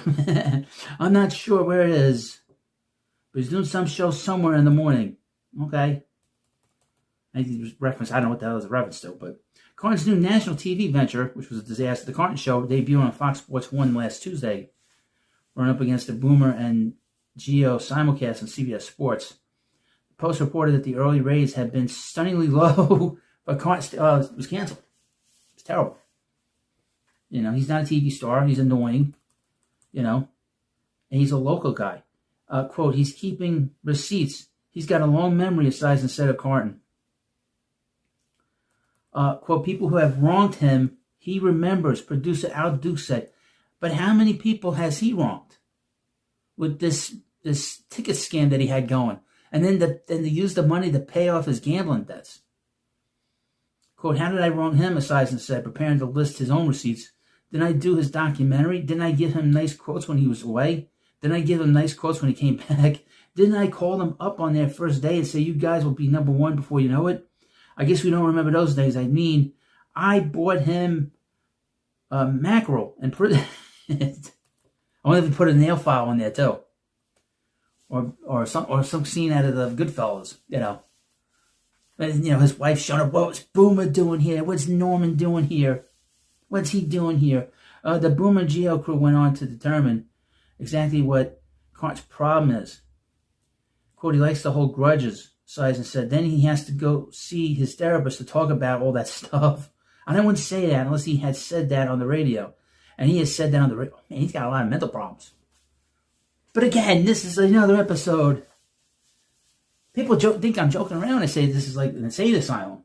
But this is what you get when you talk about, and I talk about, taking a visit to the nervous hospital known as WFAN. Subscribe to the Baseball at 3. They're coming to take me away, ha-ha. They're coming to take me away, ho-ho, hee-hee, ha-ha, to the funny part. Now, welcome back to the Baseball Hut 3, and hopefully you like this video. Hit that subscribe button. So on this channel, we talk about, right now, the WFAN. It's a very enjoyable subject for me, because I've been a listener there for many years. Now, I'm not too pleased with the antics that they put out there. Now, unfortunately for your host, and fortunate for you folks, I've been forcing myself to listen to the station, because I have this third baseball hut. I'm now forced to listen. God help me. And so I have a better grasp of what I'm talking about than just say, I watched this clip, I watched that clip. It's kind of what I was doing on the Baseball at 2. But on the Baseball at 3, I'm full throttle and paying attention to the mental patients at the insane asylum known as WFAN. And they are a very interesting subject and topic because you all like it, you watch it. I got so many subscribers on here over the last month and a half, my goodness. And before you know it, this channel will be hitting 1,000 subscribers. So I thank you. And again, watch for the first time, smash the subscribe button, okay? And that's it. But I will say, don't try to censor your host in talking about it, because this is the media, and if you don't think you can criticize the media, I'm sorry, you're a fool. You have a right to criticize the media. And, you know, I have a bit of an axe to grind, because for 35 years, this radio station has abused Met fans on a regular basis. They've been very quiet the last few years, but they have a propensity to do that. In 2005, I'll give you an example. Mike Francesa and Chris Russo went on the air after the Mets lost the game on a walk-off, and they said the Mets season was over. And they went on and on and on and on and on. And then when callers pushed back, they said, "Oh, we're just joking." That's what I mean by abuse. And as you know, they weren't Met fans, so that's the kind of abuse we've had to deal with all these years. Now I'm watching, and I'm paying attention, because over the last few weeks we've had this big news that the former host, twice over, Craig Carton, is returning to do the afternoon show, and this has been very disruptive. I don't know if this has been disruptive on their payroll at WFAN, on FAN, but it seems like it has been. So where talent is being shifted around, talent has been fired, update people were let go. Erica Herskowitz has been there for 30 years. Rich Ackerman was also a guy that was there for many years. They had gone. They were both let go. So they lost money. We also know that Sal Licata and Brandon Tierney were both let go. Now they say they weren't fired, that their contracts weren't renewed. I take that as a fire. Basically, a pink slip said, basically, get the fuck out of here. Basically what they told them. But I think out of guilt, and probably because of the respect that they have for these two guys that, professionally, they allow them to stay on the air for at least another week or two before they left. Also, Evan Roberts and Tiki Barber, who had the afternoon drive, or as we like to call them here, Uneven Evan and his husband Tiki Barber. Now, in all due respect, people are thinking, why am I saying that? Well, Uneven had said that Tiki and he were in a marriage, and he could not leave the second marriage after his first husband, a.k.a. Craig Carton, left. He couldn't go back to the first marriage. He said it, I didn't. I'm sure their wives loved that comment. But we've talked a lot about this, and then they've gone to the mid-morning show, and basically disrupted with the Spud, Sean Marash, as sort of a sidekick. And he's a sidekick. Last week, folks, he was on the air in his pajamas, and I swear to God, he looked like a frosted donut. Christmas style, holiday style, frosted white donut. It was not a good look. And of course, Boomer and Gio are untouched because they're afraid of Boomer. They knew what Boomer would say if he took back Craigie. And they're a little afraid of his crazy partner, Greg Giannotti. So I think they were a little afraid. They didn't want to cause any trouble. I know they didn't want Giannotti to do all those different impressions. Does he have his own voice? Because he has like 50 million impressions. The impressions are good, but it's only relevant to the station. And then, of course, you can't forget about a week before that, Keith McPherson just up and quit. He quit. I'm gone. I gotta spend time with my family. And have you seen the tape on X? 58-second, hostage tape style, video. I mean, it was like, blink, Keith, blink, to let us know you're okay. Well, we knew he was okay because then he was being an asshole on Twitter, on X, the days following that. But, so Craig Carton is coming back for the third time. He of course, is the icon, emphasis on the con, returning after being gone, after leaving two other times. The first time he resigned after being indicted and being charged and indicted and convicted in a court of law because of fraud and tax evasion, all this other stuff, gambling, he really got a lot of problems. And he went to jail for a few years. And then he came back to WFAN and was working with Uneven Evan for a few years. And then he quit to get this Fox Sports show, which failed. It was canceled. He was there for 2 years and it was canceled. They tried to give him all kinds of different names, Carton Show, Breakfast Balls, all those other nonsense that they tried to rebrand it. He's not a TV star. Also mentioned, as an aside, from Uneven Evan, he had a TV show with Tiki Barber. He gave that up too. Uneven Evan has had some life. He's had some luck in his life. I would mention, I had said that he got in his really big break when he was a kid on the Imus show. And I mentioned that someone had written to me and told me that the former program director, Mark Chernoff, had gone to school with Evan's mother. So I want to assume he did a favor for the mom. Maybe he liked the mom back in the day, and they went to school together. And she's probably, I got a son. He's a gift to God, God's gift, and he wants to be a broadcaster. Can you get him on Imus's show? And that's what happened. Because Imus never did anything unless there was something he was getting in return. And of course, for some reason, Uneven Evan got on was in that bad Howard Stern movie, but he's had a very lucky and very interesting career. We'll leave it at that. And maybe he thought that he's not going to, maybe he thinks he's going to go back in the afternoon. Who knows? Well, let me get to the video. What the hell is this video about? Well, it's funny you should answer.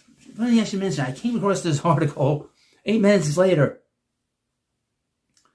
Well, I mentioned all this stuff is to for new viewers coming in, just so you have an idea, the backdrop of all the stuff that's going on here.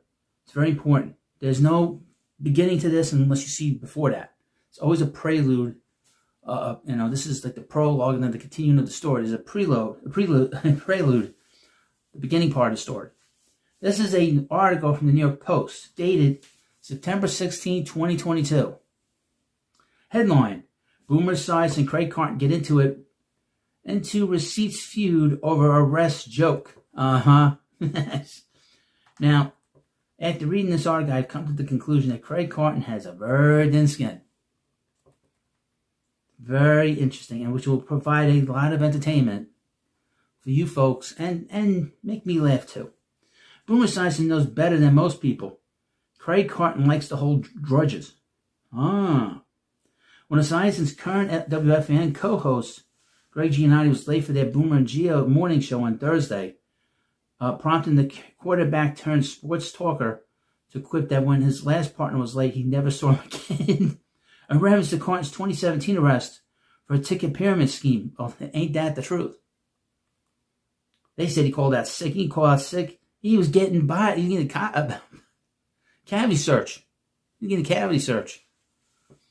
Quote, "So I'm glad you made it and you weren't arrested," Esiason said. Usually that's what happens when a partner doesn't show up. Carton, who spent a year in prison before returning to the fan airwaves on Carton and Roberts, heard the joke and was not entertained by his former Boomer and Carton co-host. So he's thin-skinned. Oh, this is going to be fun. There's nothing better, folks, than making fun of somebody that has thin skin. Oh, there's nothing better. Because then they lose their minds. I do have a receipt now, and one day when it's least expected, I will remember because I never forget. Well, that's going to be fun. Because I'm going to bring it up in this video. Carton said. Esiason was informed of the retort by the caller to Boomer and Gio on Thursday. They heard, of course, they did, Esiason said. Just so you know, we listened to them, they listened to us. Well, I don't know if Carton does anymore because he's doing some show somewhere. I'm not sure where it is, but he's doing some show somewhere in the morning. Okay. I think he was reference. I don't know what the hell is a reference to, but Carton's new national TV venture, which was a disaster, the Carton Show, debuted on Fox Sports 1 last Tuesday, run up against the Boomer and Gio simulcast on CBS Sports. The Post reported that the early raise had been stunningly low, but it was canceled. It's terrible. You know, he's not a TV star. He's annoying, you know, and he's a local guy. Quote, he's keeping receipts. He's got a long memory, aside instead of Carton. Quote, people who have wronged him, he remembers, producer Al Duke said. But how many people has he wronged with this ticket scam that he had going? And then to use the money to pay off his gambling debts. Quote, how did I wrong him, Eisen said, preparing to list his own receipts. Didn't I do his documentary? Didn't I give him nice quotes when he was away? Didn't I give him nice quotes when he came back? Didn't I call them up on their first day and say, you guys will be number one before you know it? I guess we don't remember those days. I mean, I bought him mackerel and put it. I wonder if he put a nail file in there too, or some scene out of the Goodfellas, you know. And, you know, his wife showing up. What's Boomer doing here? What's Norman doing here? What's he doing here? The Boomer Geo crew went on to determine exactly what Cart's problem is. Quote, he likes to hold grudges, Sison said. Then he has to go see his therapist to talk about all that stuff. I wouldn't say that unless he had said that on the radio.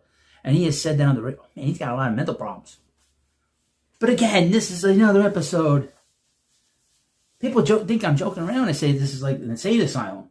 But this is what you get when you talk about, and I talk about, taking a visit to the nervous hospital known as WFAN. Subscribe to the Baseball Hut 3. Hi everybody, this is the Baseball Hut, the amazing, spectacular, terrific, the great one, the people's champion. Your host, and welcome back to the Baseball Hut. Hopefully you like this video. And hit that subscribe button. So I'm going to talk about in this video, Framber Valdez. John Heyman put out a sort of I guess, an article, a tweet, or something about Valdez. The Mets met with him, which we already knew. I mean, it's starting to like regurgitate old news. We knew about that a couple weeks ago. That the Orioles met with him, the Giants met with him. I guess during the general manager meetings. But we knew about this. Interestingly enough, and before we get into this, I want to thank people for going into the Baseball Hut 3 and subscribing. Got a ton of subscribers, you know, over the last 24 hours. So, again, I'll put the link in the description of this video. And right now, I'm talking about WFAN. And just, people are saying over there that I'm obsessed. I'm stalking Craig Carton. What am I going to do when Craig Carton's not there? I was talking about WFAN when Craig Carton wasn't there. But, you know, they're the media, and you have a right to talk about the media. The media exempt? The sports media exempt from any kind of criticism? No. I don't know where that nonsense comes from. It comes from a lot of fans that don't want to deal with the reality of the situation.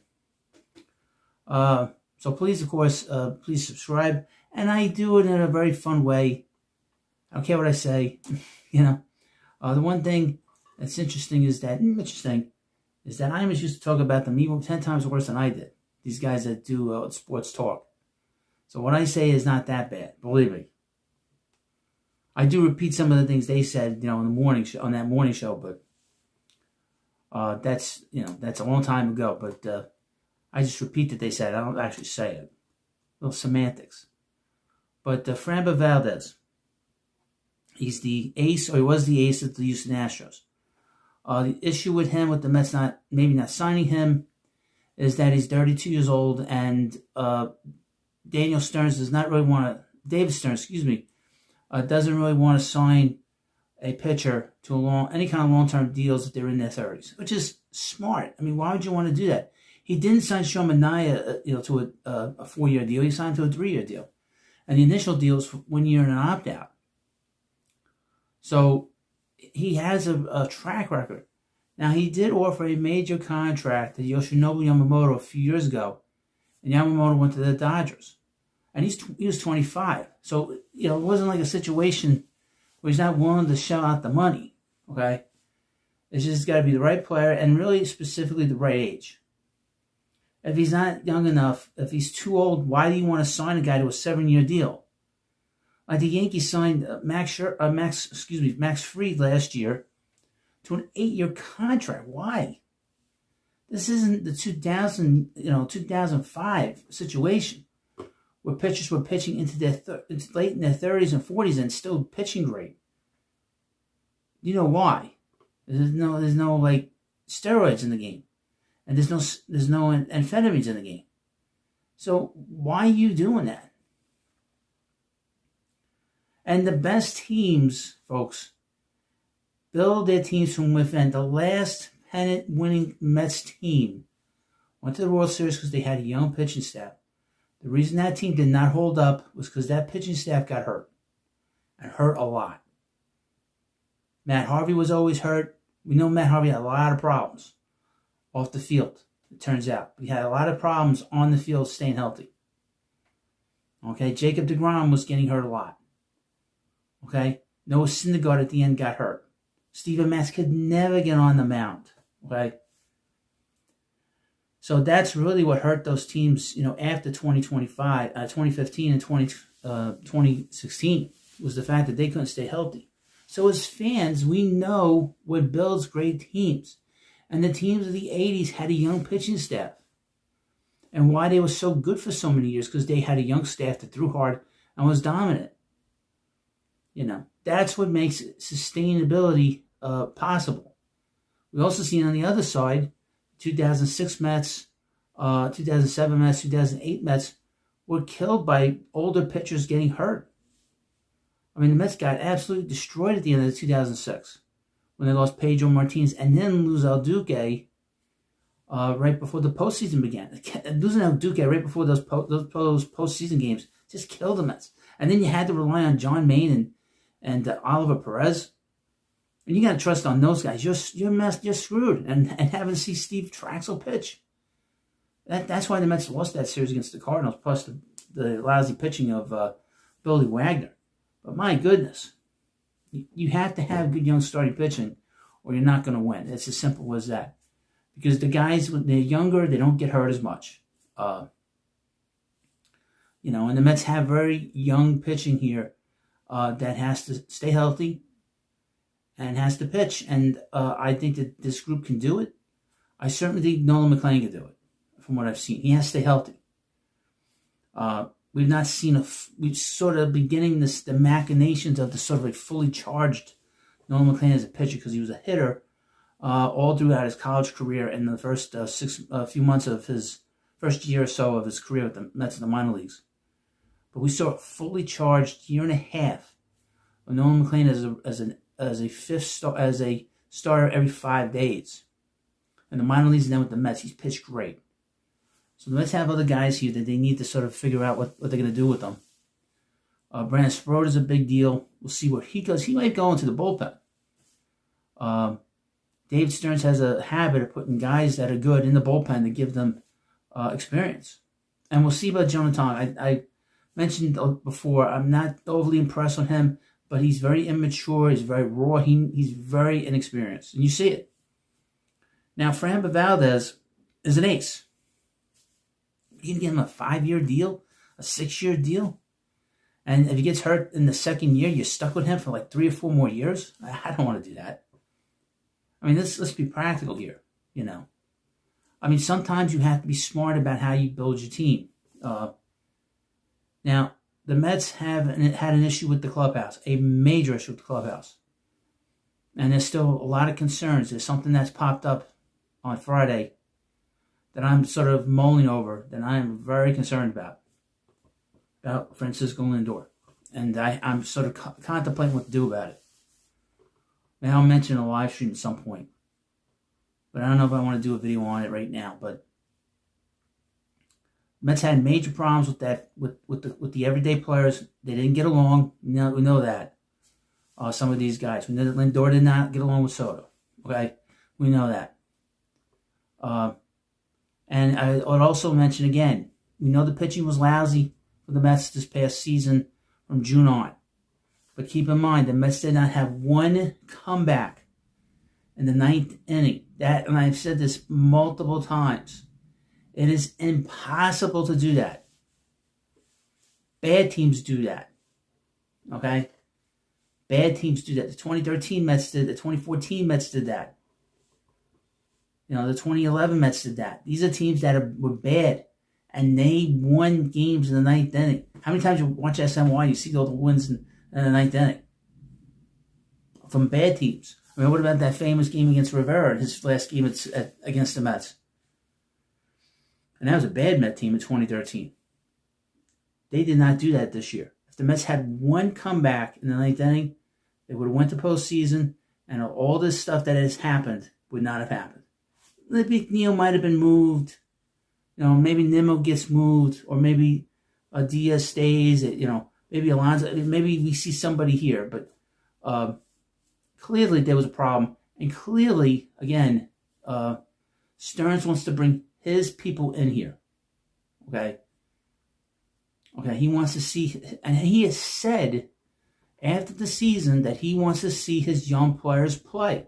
People are saying, well, he's lied to us. We don't know what the plan is. He told us the plan. He told us what he was going to do when the season was over, that he wants to play these young players. He says he wants to play Carson Bench. People like Eric Chavez has said he's going to be a star. Okay? And there comes a point where, people don't listen. He's told you what he's going to do. Now, maybe they bring in Cody Bellinger, who I think they should do, because he's a good leader, and play him in left field, or play him at first base, a little bit in center field. Gives him a little bit of veteran presence here. But the idea that David Stearns has not given us a blueprint of what he's going to do, he said it. He said it after the season. And you get WFAN like Chris McMonagle, a.k.a. the psycho killer. It looks like a psycho killer. It looks like an axe murderer. He has said, I don't know what the plan is. He told us the plan. He wants to play these young players. Now, it's a balancing act, obviously, because you want to be, and the Mets are going to want to be good. They want to be a contending team next year, and I think they will. They still have a lot of work to do with the pitching staff. That's the main thing. But the Mets, be patient, okay? I don't expect any movement between now and January 5th, because January 5th, the business begins again. Right now, everybody's on vacation. All these different executives are on vacation. You might see a move here or there between now and New Year's Day. But when January 5th hits, you're going to see it's going to pick up. I also mentioned, I did a video on Thursday, Christmas night. Got 5,000 views on it. If you are a viewer and you're a person that watches the videos and you don't subscribe, I don't take vacations from the Mets. Okay? Any ounce, any tidbit of information I can get to you, I will get to you. Okay? You have to subscribe to this channel. All your favorite YouTubers are on vacation. I laughed my ass off when I saw some of these guys, like the Bugs Bunny guy. You figure out that guy. That punk kid, that little munchkin, the potato, and everybody else, all the YouTubers that are Mets-centric, they're on vacation. Morons. You can't be on vacation. They're either on vacation because that's their job and they work for somebody, or they're not very good at it. Your host does not take vacations. I don't take time off from this channel. I may take a couple of days off here and there, and I'll let people know if I've taken time off. I'm glad I didn't do a lot of videos this summer because this was infuriating to watch this team. But when it comes to the off season, there is no off season. There isn't, and I don't take time off. I don't take vacations really at this time of year. When all the other YouTubers who work for people do all, disappear. WFAN's on vacation. SNY's on vacation. Terry Collins, who has a channel, believe it or not, he's on vacation. He works for somebody. You go on vacation, you work for somebody. I work for me, and I work for you. That's why you want to subscribe to the Baseball Hit. Smash that, because I'll give you all the information you ever want. And I don't take time off. So, also again, mentioned the Baseball Hut 3. I talk about the media there. Right now, WFN has exploded the channel. I can't believe we're getting close to 400 subscribers. I was talking about 300 yesterday. So, hit that subscribe button, smash it, and, you're going to have a good time there, and you're going to have a good time here. It's no holds barred. Only thing is behave yourself. And again, people coming into the channel there, attacking your host. Guy, and I proved it. I proved it that guys that have 10-plus year accounts on YouTube attack the content creator. Complain about the content creator. Every time.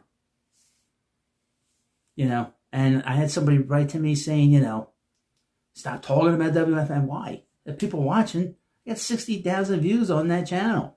Crazy. Over the last month. So I just wanted to mention that. But hit the subscribe button on the in the link in the description.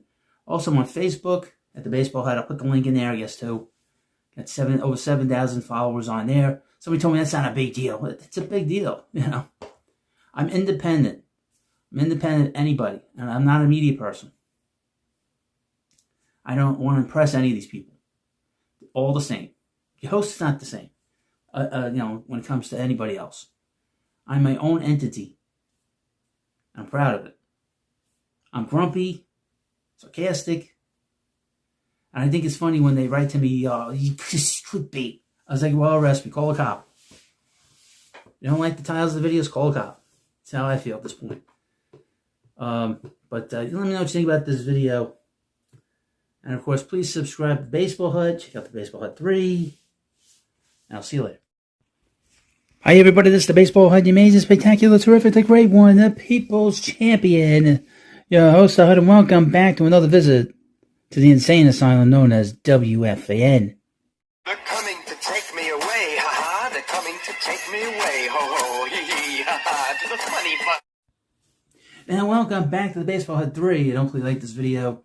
And hit that subscribe button again. We're going to come back here and talk about WFAN, and probably the biggest dimwit at the fan, that's Joe Benigno. Now, Joe Benigno he always has this very peculiar habit of says, you better not do this, you better not do that. Always making these threatening comments. You better not trade Francisco Lindor. You better not do this. You better not do that. That is the mantra of a mental patient. You better not put me in that home. You better not give me that medication. And here we are again.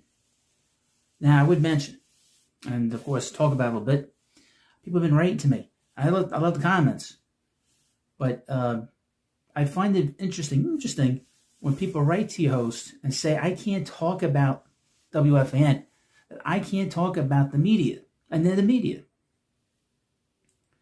I mean, I'm doing these videos. I got like thousands and thousands and thousands of views on these videos. And people are really enjoying them. And I'm going to keep doing them.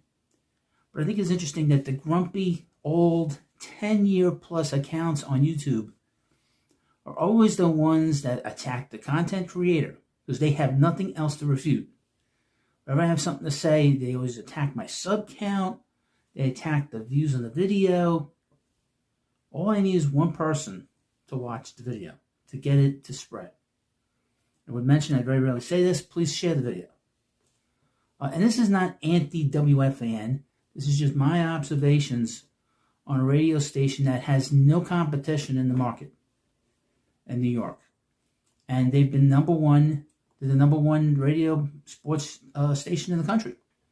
So I'm not allowed to talk about it. I'm not allowed to talk about the personalities there. Come on. What is this, censorship? People come in and they want to censor me all the time. I would mention that this is the Baseball Hut 3, which means there's two other versions of what I do here.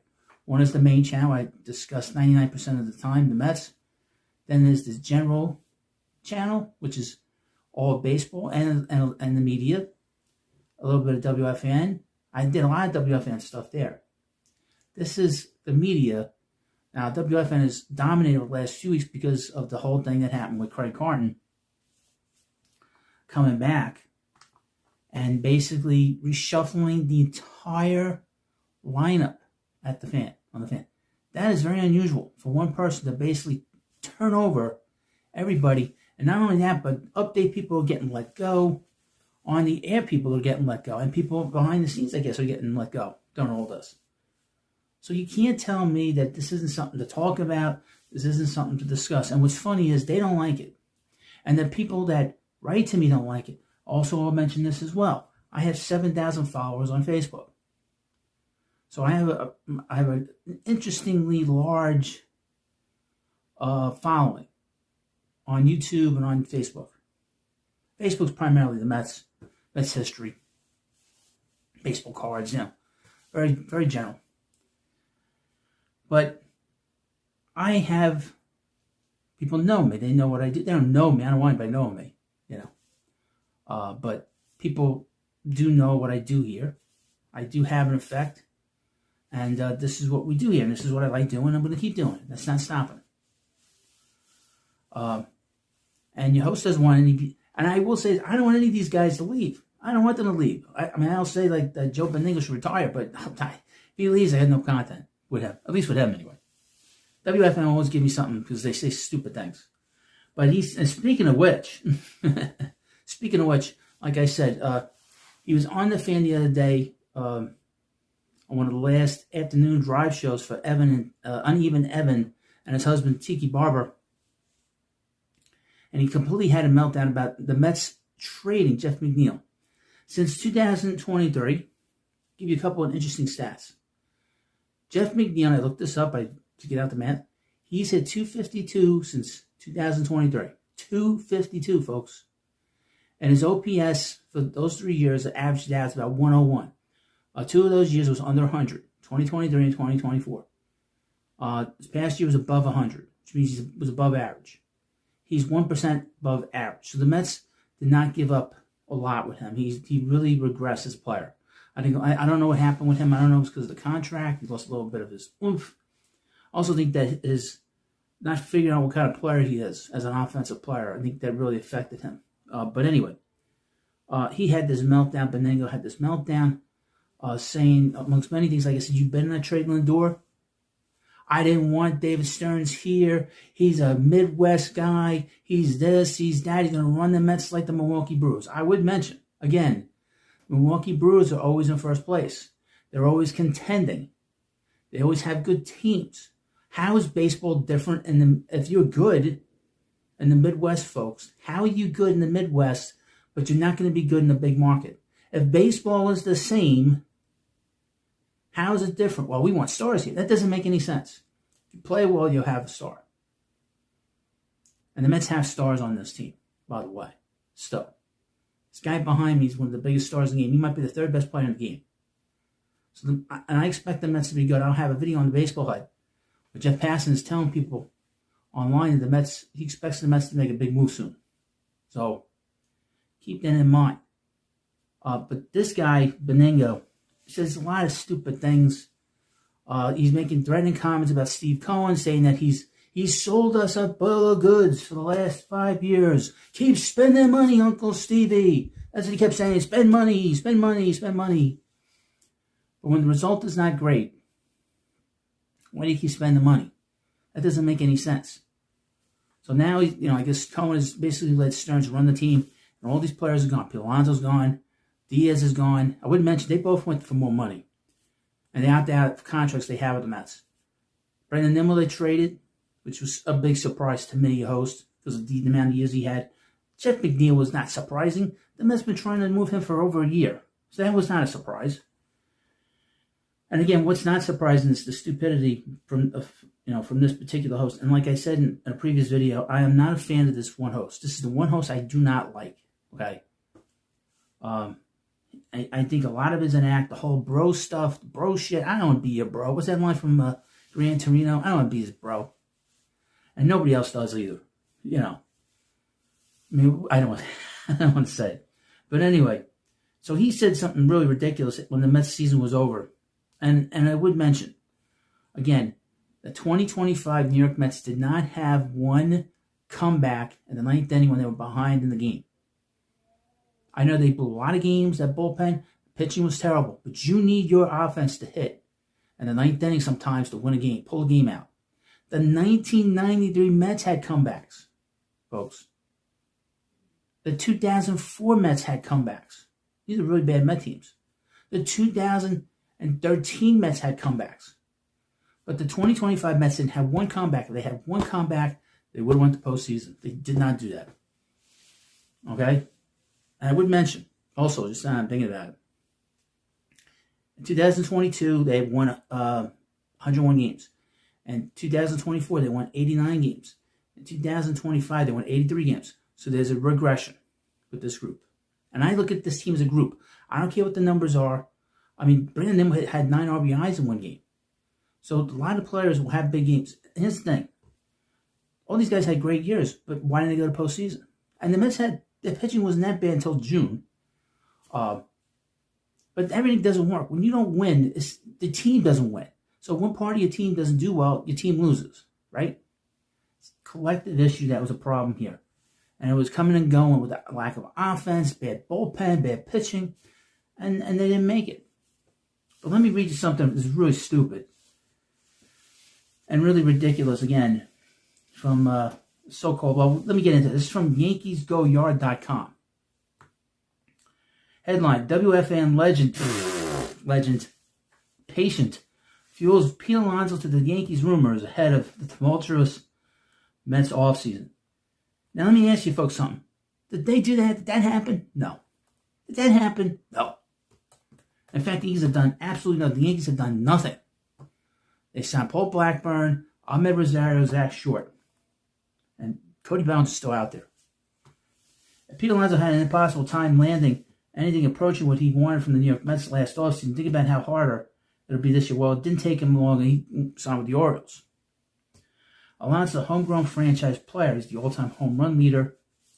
He hit more home runs in less time than Darryl Strawberry did. This is a Yankee scumbag writer. He's the kind of player Steve Cohen can afford to splurge on, then bury if the contract goes sour. Steve Cohen has buried the contract money. Okay. It's not your money, though. But David Stearns, the man he hired to oversee operations, doesn't play in that pool. Instead of signing Blake Snell, who was hurt last year, or sacrificing the farm for Garrett Crochet, which you don't do, he made too high payments to a number of wildcards. Shomanaya, Frankie Montas. I thought Frankie Montas was a disaster from the beginning. And Minaya had to be a little bit careful because he did have a history of not pitching well. And that's going to burn him. While skimping out post Soto, Stearns dragged his feet so hard on Alonso that he accidentally helped dig up the casino construction site next door to Terrible. That's the whole thing. The whole thing with the casino is giving them reason to complain. And that's why iconic, if there's anyone that's an icon, it's Craig Carton. WFAN host Joe Beningo thinks the Yankees could be lurking. Okay, let me read you this. A Mets to Yankees defection makes all the sense in the world when the team in Flushing has offended you so greatly that you'd like to find the neatest part of the back to stab. It's all about money, okay, with these players. That's the one thing I notice about a lot of fans is they never put any emphasis on the players. The individual that go for more money, just like you would. Just like I would. Quote, the Yankees need a first baseman, Beningo notes. And if you tell me they won't go after Pete, you're out of your mind. Well, you're out of your mind because they didn't do that. You dim bulb. Fish bulb. That never happened. That didn't happen. That did not happen. So he basically mocked himself. But here's the thing. All these things get memory hold. People forget about it. And people forget about it and they move on. You know. But your host's not going to forget about this. I got so much stuff on these people that I've been digging through. The spat between Boomer and Carton, we'll bring that up at some point, probably the new year. But this didn't happen. But this is the kind of stuff they spew. They just talk. And Beningo, like I said, he's a dimble. I mean, he's probably the slowest intellectually that's been at WFAN. And I felt this way for 30 years. I felt this way when he was doing the overnight. This guy's an idiot. This guy's a moron. You know, and like I said, Imus and those guys in the morning used to make fun of him. Said he was the kind of guy that would scream that the Jets are going all the way when he was like if he was on death row. The last thing he would say. He's that crazy. You know, I'm not saying this. I would never say that, but they said that about him. And who would know you better than the people you work with? Now, I'm not a fan of his, and I never will be. I hope he never retires. Although I think he's a jinx, like that guy from the Bronx Tale. You know, I think he's a major jinx. For all his teams. I think he's a jinx for the Jets.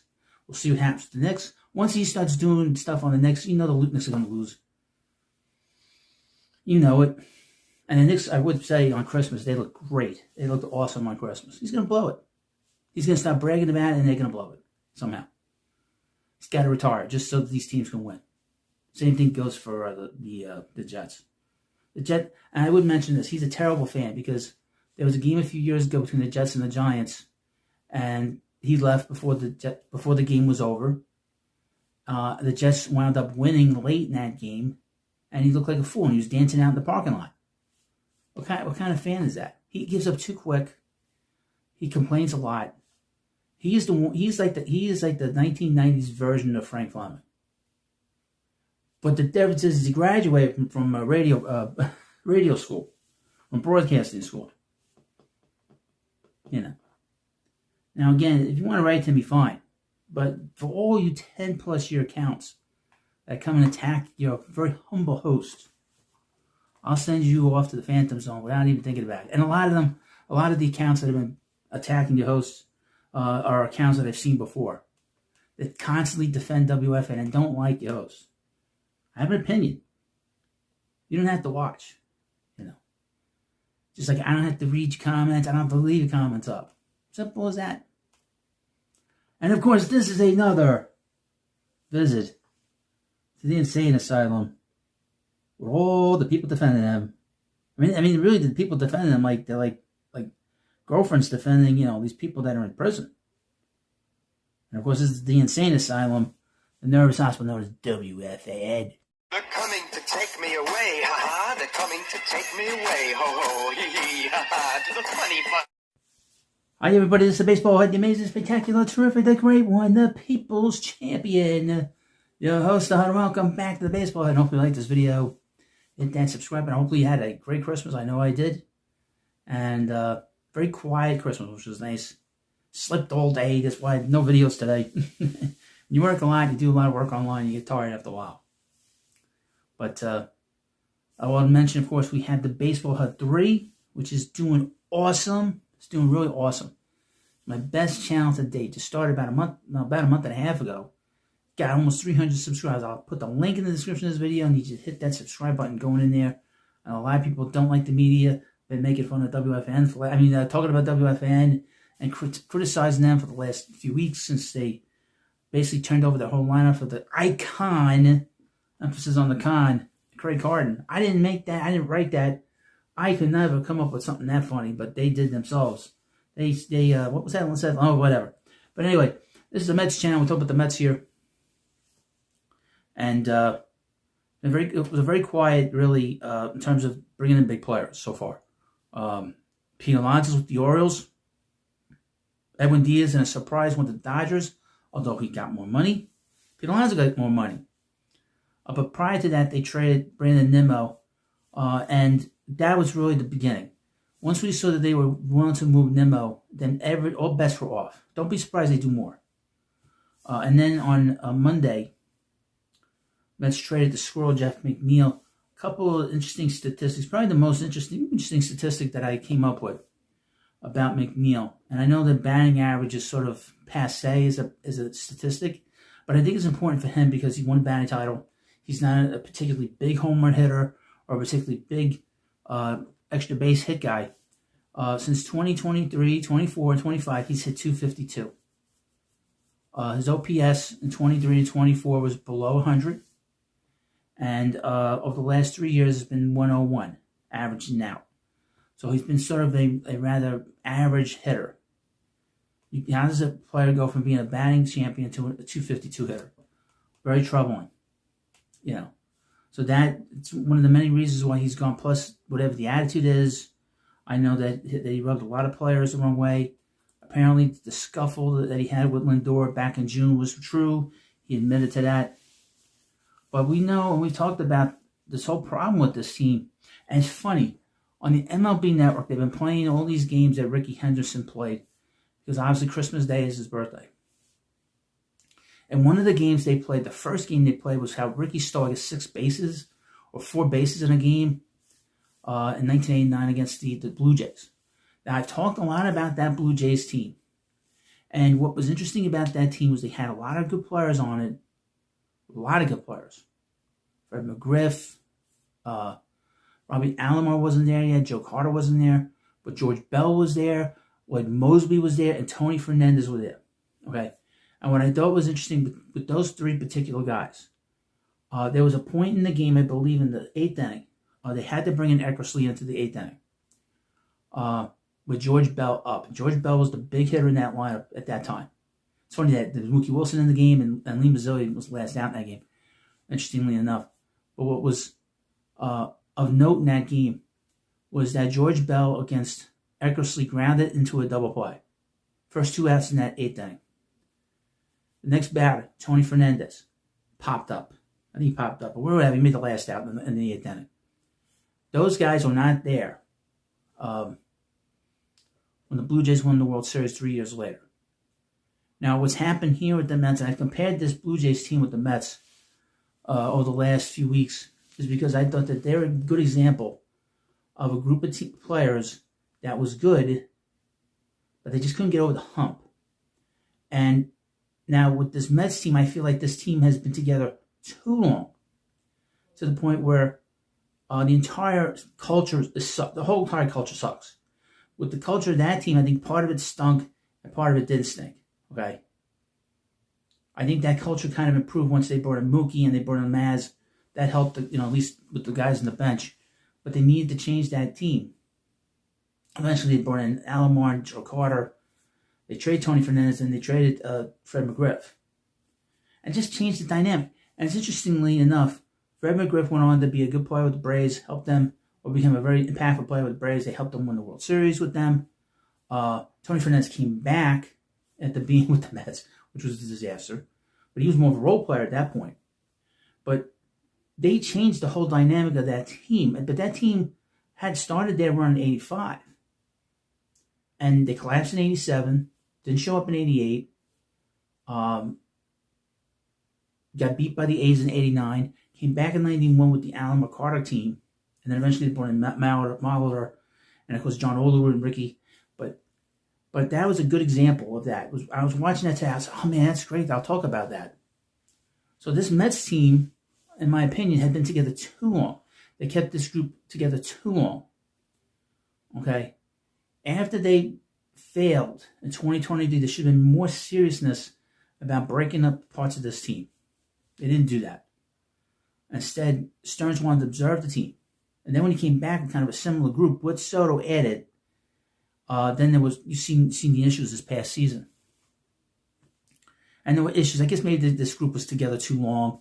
There's a real problem with this clubhouse. But anyway, I wanted to bring this up because I thought this was kind of important to talk about. Now, right now, the Mets, as I look at them, they're a 4th place team right now. And the moves that the Marlins have made, the Marlins have leapfrogged them in the standings, just based on the offseason moves. Just keep that in mind. But the Mets have the money to spend. They have a great owner. And now we have this comment from Jeff Passan. This was on Threads. Let me read you this. I know it's a long-winded way to get to this, but I just wanted to give you the Blue Jays backdrop. I talked about it a lot, and nobody's talked about it with me. But I'm going to keep hammering that point. Now, this is what Passan said. My kind of question, open-ended and profane. I've written this, but I'll say it again. It's okay to be bad. It's okay to have a bad clubhouse. It's not okay to have both. That's right. I mean, you can be good and have a bad clubhouse, but you can't be both. But you got to be good on the field. Okay? There's almost a wholesale jettisoning. That means they basically got rid of everybody. And now David Stearns gets a chance to rebuild his vision. Historically, has been very disciplined and very practical and very not splashy. Well, I absolutely expect the Mets to get a big free agent, make a big splash or trade, or both. I don't inherently dislike a team taking its time. That's also an issue. People are losing their shit because the Mets. I'll give you an example. They signed this Mike Baumann. I don't even have to read the comments. with the media reporting it. I know people are absolutely losing it. It's like the Mets can't sign a minor league free agent without people losing their minds, And be patient. This is a team that was a mess that really Cohen brought in. Most of these players have been here since Wilpon, okay? You got guys like Joe Benigno complaining about that Cohen is now like Wilpon. But meanwhile, you got all these Wilpon players here. I've said this for several years, that Cohen should get rid of everybody hired by the Wilpons. The public relations people, ushers, everybody. People selling food at the concession stands. Get rid of everybody that's a Wilpon hire. The people, I hate to say that, working people, but get rid of everybody. Everybody's a mess. You want to be able to get the Wilpons the hell out of here, completely. Get rid of all their people that they hired. I know they've done a great job with the farm system. They made a lot of moves to get rid of a lot of people. They got to do more. Okay, get rid of everybody. Okay, that's the most important thing. And David Stearns has a track record. This isn't a guy. And it's funny. I've been seeing this, and I'm a Giants fan. I've done any Giants videos on the football hut. So I want to talk about a bad football team. But I've been saying, I think smart people want to bring in guys that have experience building teams, experienced general manager, experienced coach with the New York Giants. All of a sudden, you hear from the media propping up another inexperienced college coach or some inexperienced coordinator. All of the four last coaches that the Giants have had, they've not had any experience in the NFL. None. So what are you going to get in this pressure cooker here?